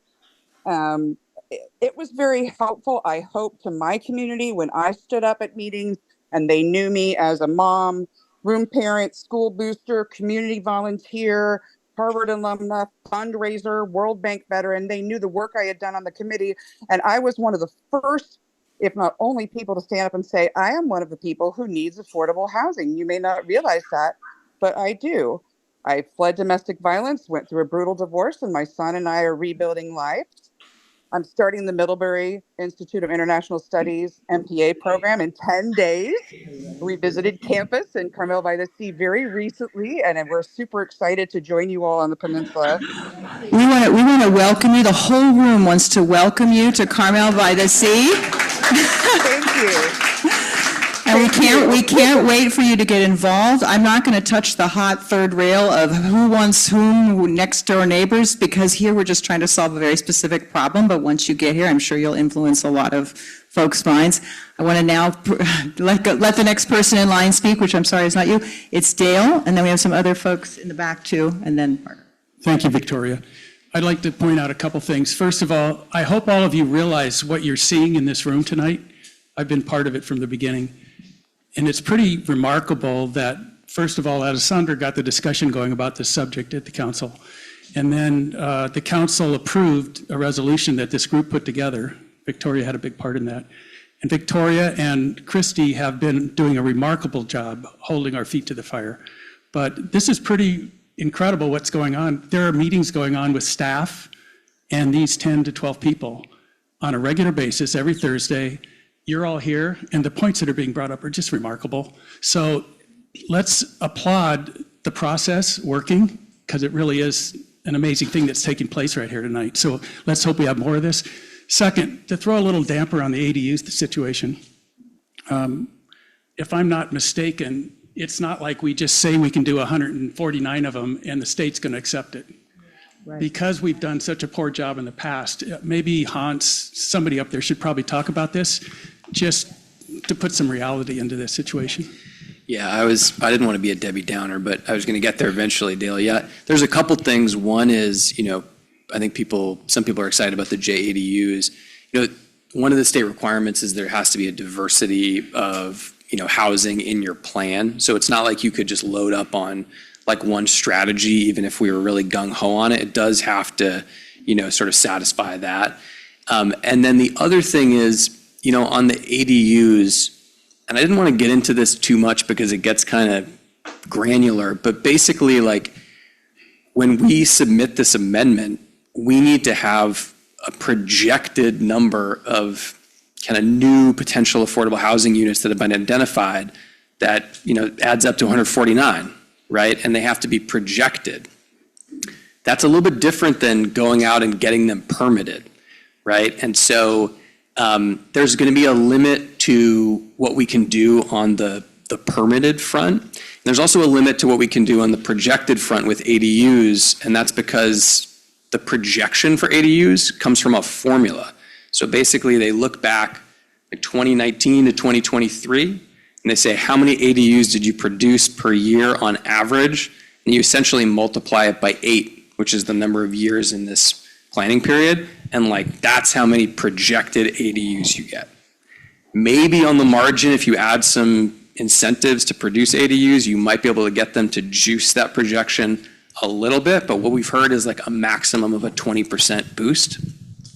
So what I'm trying to say is your ADUs, from a projected ADU perspective, there's kind of a cap, and it's really essentially limited by what's already been produced. That's going to go into this formula. Potentially, we could do something with permitted units, but it's a little bit more complicated than it sounds, which is why we've been trying to uncover all these rocks and look at all the strategies, because we honestly, I think, are going to need all of them. And as a part of something that the city staff did just in June, I believe, is to submit an annual report on our progress. Now, this is based upon the prior HCD RENA cycle. But each year there is a status report that is very granular, that talks to what's permitted, what's in exploration status, what's been built, under construction, occupied, etc. So the more that we can provide as a letter of intent, whether it's ADUs or any of the other programs that are here, that gives evidence, the fact that there is genuine interest. We're not just making something up, so it needs to be material. And I would also point out that at the halfway mark in our 8-year cycle, of which we're more than a year into it, there is going to be, according to the current law, doesn't mean it can't change, laws do that, there is a bar that you have to reach as far as actual delivery on material programs and units. And if you don't deliver actual units, then there are penalties that kick in above, just a current model that if we weren't certified. So it is essential that we deliver on these programs. And yes, it is a planning document in its current model and what was approved. It is with letters of intent, with directional things, with assessments of what might be possible. The housing element does fit into that profile, as was stated earlier. But as this 8-year cycle progresses, the level of commitment that we have to demonstrate and proof of delivery increases. So it's not just talk, and it's not just planning. So I wanted to just call that out as a reinforcement. And I think this gentleman in the back here is next. Can I just add one? Sorry, Marnie. Sorry, just Okay. want to add one thing really quick. So, one of the ways that the community can help us with this particular ADU projection is that if you are interested in doing an ADU and there's some barrier that's preventing you from doing it now, if you were to fill out a property owner interest form and say, I want to build this ADU, but this is what I need to make it happen, that will help us when we go back to the state and deliver our projection to them that says, look, we believe that we have greater capacity for these. So that is one way the community can help. I'm here to represent the homeowners who live near the Mission and within the city limits. And we have some serious concerns about placing the bulk of this affordable housing on Mission grounds. The problem is our neighborhood already feels ignored and overlooked by the city. One example of that is 2 years ago, I called about a theft. I called the Carmel Police Department about a theft. And the operator answering the phone tried to convince me that I did not live within the city limits because we have house numbers. So that kind of treatment is really frustrating for our neighborhood. And I'm convinced that plunking a large portion of this affordable housing on Mission grounds will lead to some real anger and some real pushback from those of us who live around it. Thank you. I think Andy, you're next. Okay. I'm proud to be in this room. The people that are sitting up there, they're volunteers. Those of us who have attended every single meeting that we've had, we're all volunteers. Everybody's opinion should be respected. And I am so happy to be here today. I wished that this had been handled in this manner from the beginning, because if it had been handled this way from people who sat on our city council, not to get political, but they were in charge, if it had been handled the way it is now, gathering in the information, making the community a part of the process, we might not be where we are right now. We cannot look back, we can only look forward. And I am proud of all of us for showing up and speaking up and being respectful and trying to contribute in a positive way. I don't understand when you spoke about a poor track record, Brandon, because I look at what the Carmel Foundation has done here with affordable housing for our seniors and feel that they've made a major contribution and have paved the way on how to do it right. And it really saddens me that the state or whoever is in charge is looking at this and saying, well, that's behind you and now you have to look forward. Well, that's true, but we have 56 units here that were done without pushing, without being told, and I feel that there needs to be some way with our city attorney or an attorney that resides in our community to go after and get credit for these units. Then also, the Carmel Foundation bought the Red Cross building, and I think somebody needs to talk to them about the affordable union, building more affordable union there. The lot that's empty with the Scout House, to me, is an ideal location for something. I understand what you're saying about the mission. You know, everybody has a reason why they don't want something, you know. We all have to cooperate. We all have to let the process work itself out and try and be fair about it. And I do agree about the ADUs, but it's not our fault here because that's what the state, there's no rules or regulations. I think it's ridiculous for them to put everybody through this narrative and this craziness and let it be part of it, and then it doesn't take care of the problem. I mean, that's like insane to me. And the last thing I want to say is about the hotels. So I don't own a hotel now, but I've owned several hotels in Carmel-by-the-Sea. And each hotel has a manager's unit. And I think some way we have to work out that that manager's unit can be rented in each property or try to get them to cooperate that way so that we get credit along those lines. I don't entirely understand what you're saying about renting, converting them, renting them. As a business owner and having owned a property, I'll get a lot more money selling a hotel in Carmel than I will converting them or trying to do affordable housing. They don't have any problems selling hotel properties in Carmel. So, do you want the hotel folks to take it? Go ahead. Hello, yeah. Thanks, Andy. Appreciate the comments. Your comment about the employee housing, the manager's room at the hotel, that's a program that's in the housing element already.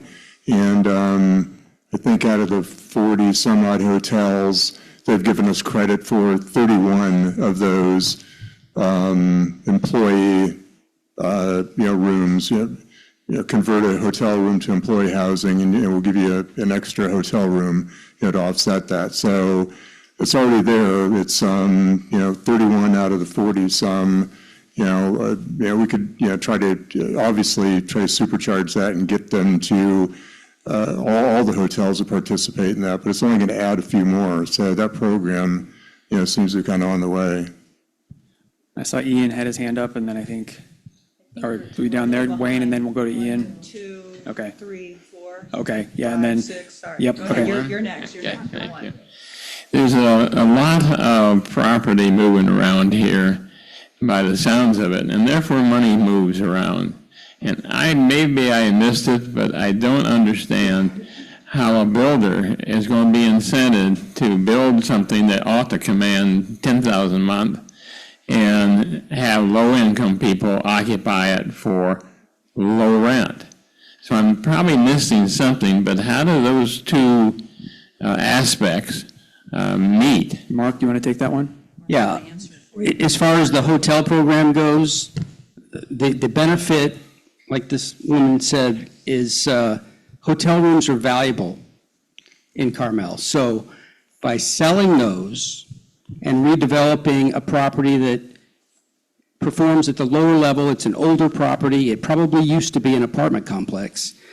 By selling the rights to those hotel rooms, they get the revenue essentially for selling a hotel, but they can either keep the property and redevelop it for housing, or they can sell it to a low-income housing developer.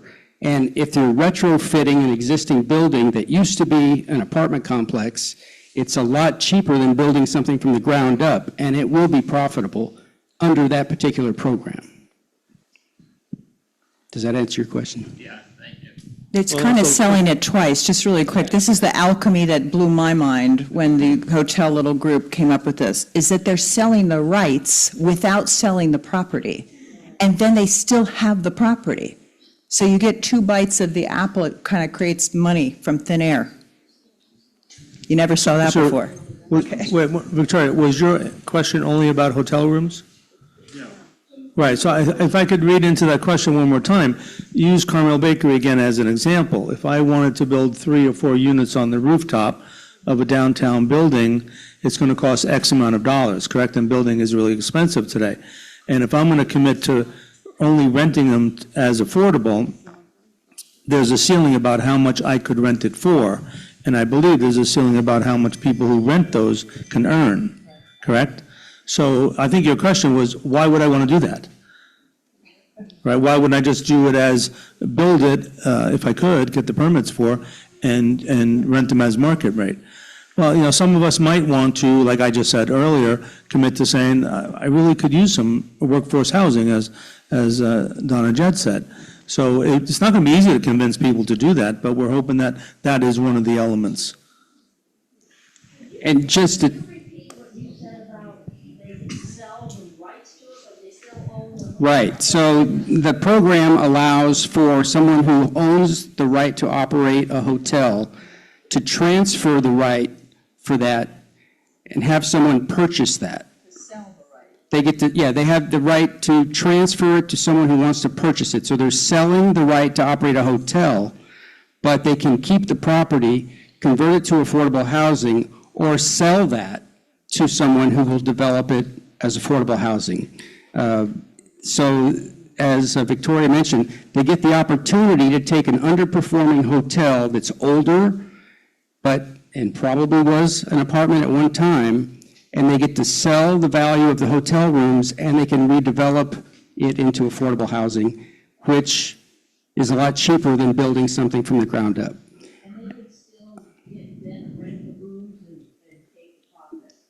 Yes, they would be the owner of the affordable housing. Like a contract? Oops. Well, Just like a the affordable housing would be deed restricted as affordable housing, so that's what it would have to be. Okay. And just a comment on workforce housing. It's a real problem on the peninsula. It's a problem in Monterey. It's a big problem in Carmel. We don't have livable space for the people that work in our businesses on the peninsula. So what you see on Highway 1 is often misinterpreted as visitor traffic. But Landwatch did a study that showed that 19 out of every cars coming and going on Highway 1 are workers. They're the people that work on our peninsula, that run our businesses. And so the housing has been built further out, and we need to reestablish housing where the jobs are so that we can relieve some of that, have a more sense of a community. And so water has been the big problem, the big bugaboo about that in the past, but hopefully we see the horizon of that changing pretty soon. So we are very much in favor of workforce housing here in Carmel. Thank you, Mark. This is this gentleman in the back and then in the front. Hello, all. My name's Saul. I'm originally from Monterey County, but I work for nonprofit mortgage. First thing I want to say is I'm very impressed with every single one of you sitting here. This was like better than a political debate, and it feels like one big family, so pat in the back for all of you guys. And it's really an honor to be here because I think I learned more here in the last 2 hours than I did in my last college class way back when. But there's a lot of good points. There's a lot of really good feedback. Everybody has something to say, and I think this is what makes it great. My experience in the nonprofit sector of mortgage has been, I'll call it interesting. First of all, to the point of the taking care of the community. I think we should take care of the businessmen that have made a lot of things happen here. They have fed a lot of families, I'm sure. They've had a lot to do with upside for the city, and not only that, for the tourism as well. My first point would probably be to protect the hotels that do want to convert their locations and allow people to afford some of this housing. And one point that comes to mind is a lease with an option to buy, where you make it mandatory for a homeowner to come in on affordable housing and commit to owning the property for 5 years. And if between the first year and the fifth year that doesn't happen, then the hotel reserves the right to buy it back and pass it on to the next guy. One thing that is really popular right now, and I'll share it with you because not a lot of people are on the up and up with these new trends, is that nonprofit pays for probably half of the closing costs for a buyer of a property that can't afford it. And we also have access to lenders that will let that buyer borrow $15,000 to $25,000 to complete the purchase of a home. And that isn't payable on a monthly basis, and it's not accumulating any interest, which is really a caveat for the people that need that help. However, when they go to refinance or sell the property, whether it's back to the owner of the property or a new homeowner, then the lender or the bank gets that money back and they reserve it for the next person. So a lot of good ideas. Lease with options to buy always come in handy. They're good options.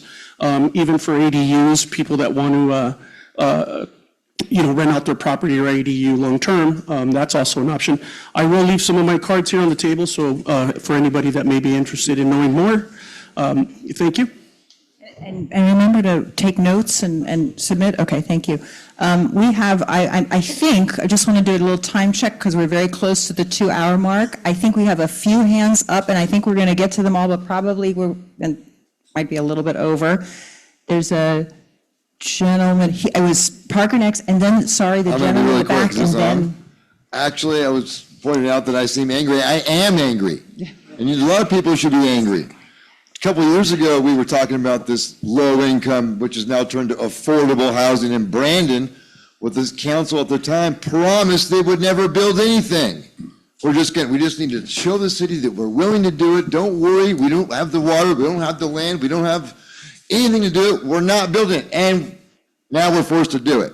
And the city council would never vote to sell ADUs in this city, just like the city council would never vote to put addresses on our houses, or the city council would never vote to build affordable housing on the parking lot of this historic establishment we're sitting in right now. It's ludicrous for you to make remarks like that. Or this woman.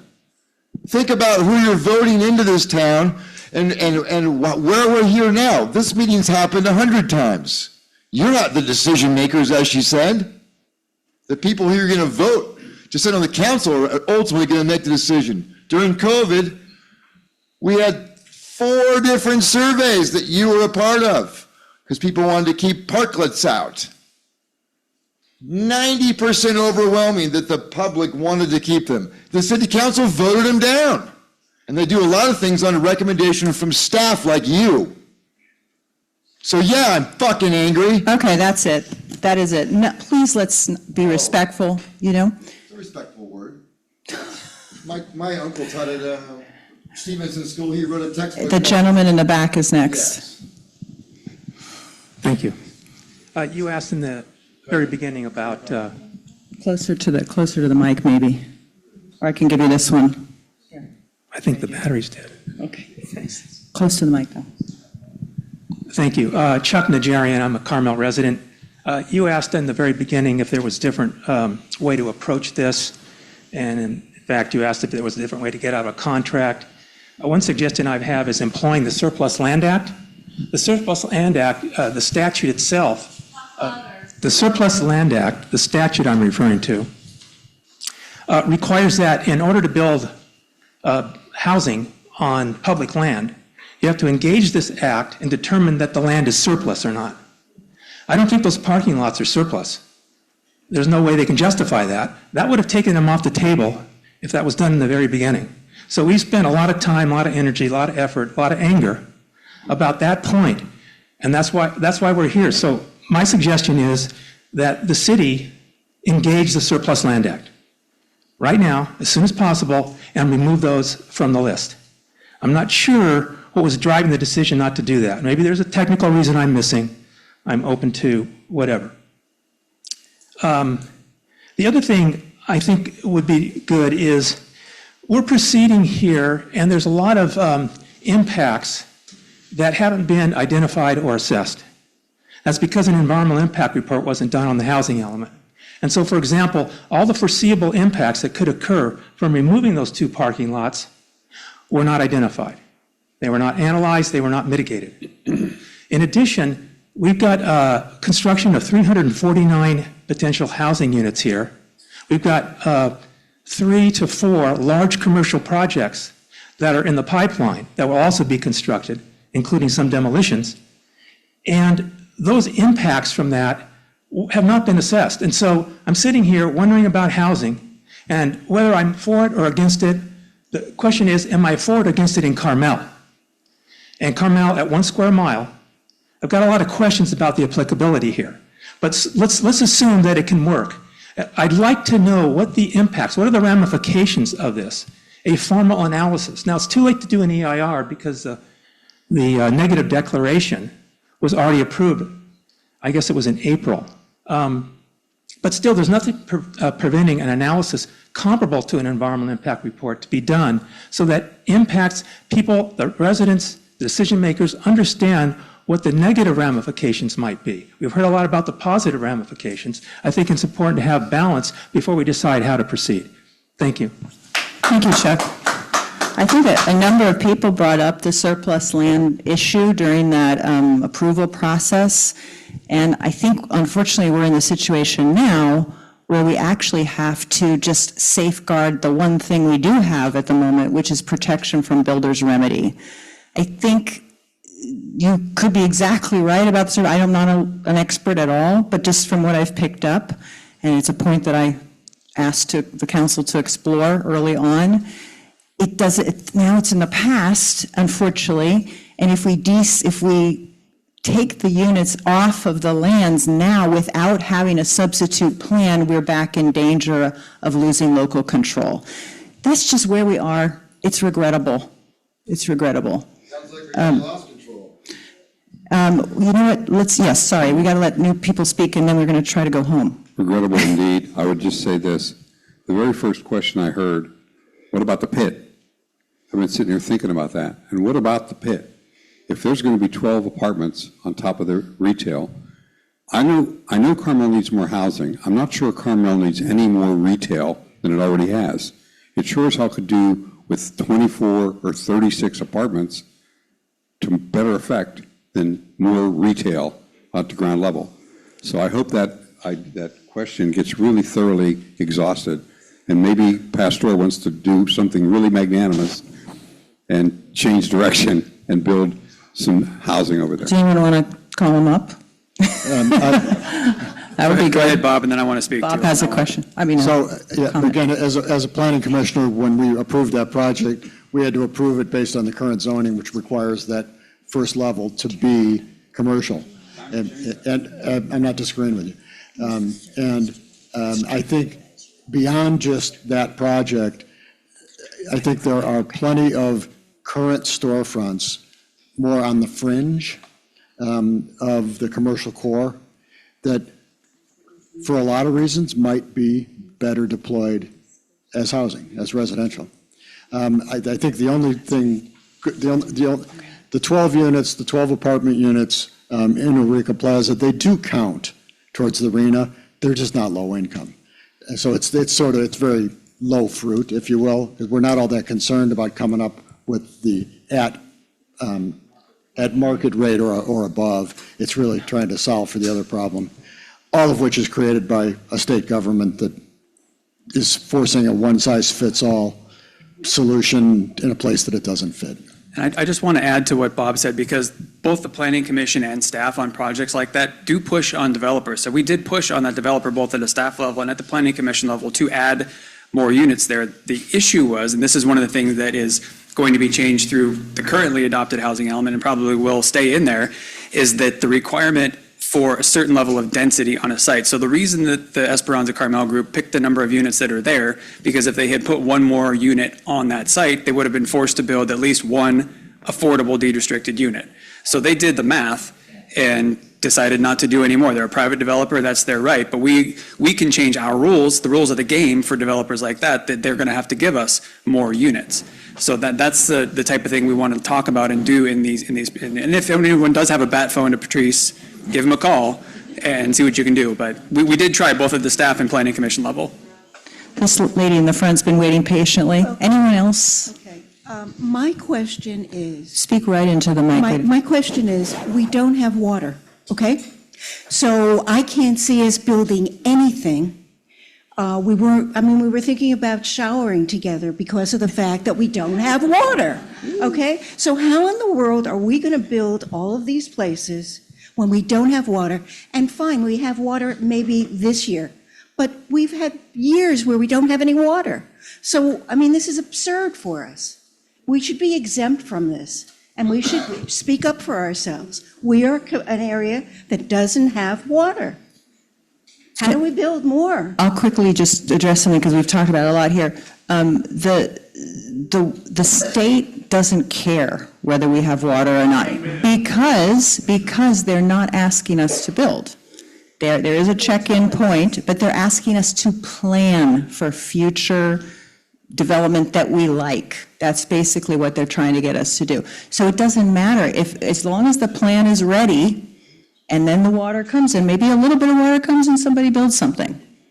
But it's a planning exercise. It's hard because all of us are sitting here visualizing what this is going to look like. But really, if we do it right, it's going to be a very gradual process that occurs when water comes around. It sounds like it's very mandatory at this point, okay? Talking to the mic. They're forcing us to do something. To plan. That's not good for our community. They're forcing us to plan. Okay? Yes. There's lots of lawsuits against the state, and in fact, I think there's probably a number of people in the room that might want to join that effort. That's not something we can really take care of locally that well. We're much more effective at self-governance.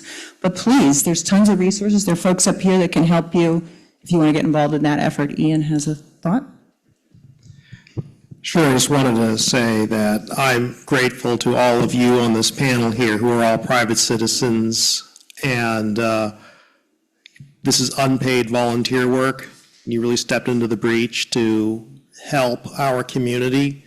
I think it was a rocky road to get here, but I'm grateful that the municipality, I'm grateful how things have been working out in the face of the fact that the state of California is not granting leniency. And I think, just look at the city of Huntington Beach. It's a city with a population of almost 200,000 people, and they've got an annual budget of $500 million a year. And the city of Huntington Beach said, you know what? To heck with you, Sacramento. And Sacramento said, we're going to sue you. And you know what? Sacramento won. All right? Sacramento won. Okay, Huntington Beach lost. All right? So the city's actions got us to the point where we're saved from builder's remedy. There will be no 15-story condominiums in downtown Carmel-by-the-Sea. All right? Thanks to the city's efforts, okay?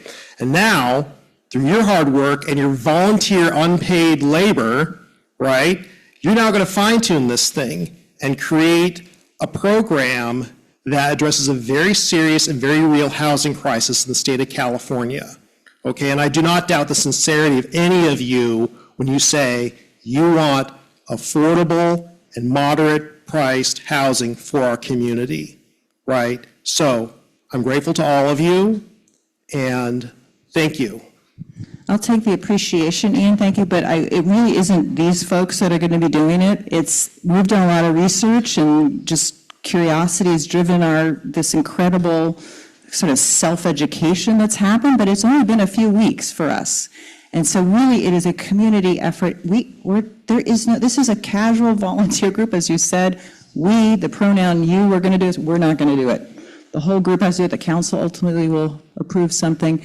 Have we left anyone out? You guys have been so great and so helpful, and we have everything recorded, and hopefully also recorded in writing. So on your yellow sheets, any thoughts you have, anything you want to volunteer, I don't want to put anyone else's time in jeopardy, but anything you think you could provide in terms of contacts, in terms of willingness to look into something, in terms of willingness to volunteer. We had some great ideas about, doesn't everyone have a JDU they might be able to throw in the mix, that kind of thing. If you're aware at some point where there may be an effort to go on safari and look for stuff like that. And we'll try to set up, we have a website, and we're going to try to set up a way to collect information that comes along, and Brandon may speak to that. And we'll put that on the city website. It's very much a collaboration between the AHA group and the city. If you're exhausted and you haven't written anything yet, you don't want to do it tonight, take it home, fill it out, drop it off at City Hall for me and Marnie. We'll put it in the right place. We'll make sure it gets where it's supposed to go. So don't feel like you have to stay another 15 minutes to fill out your sheets if you haven't done it yet, please. That's a good point. We're very, very grateful that you all were so constructive and helpful, and we really appreciate it.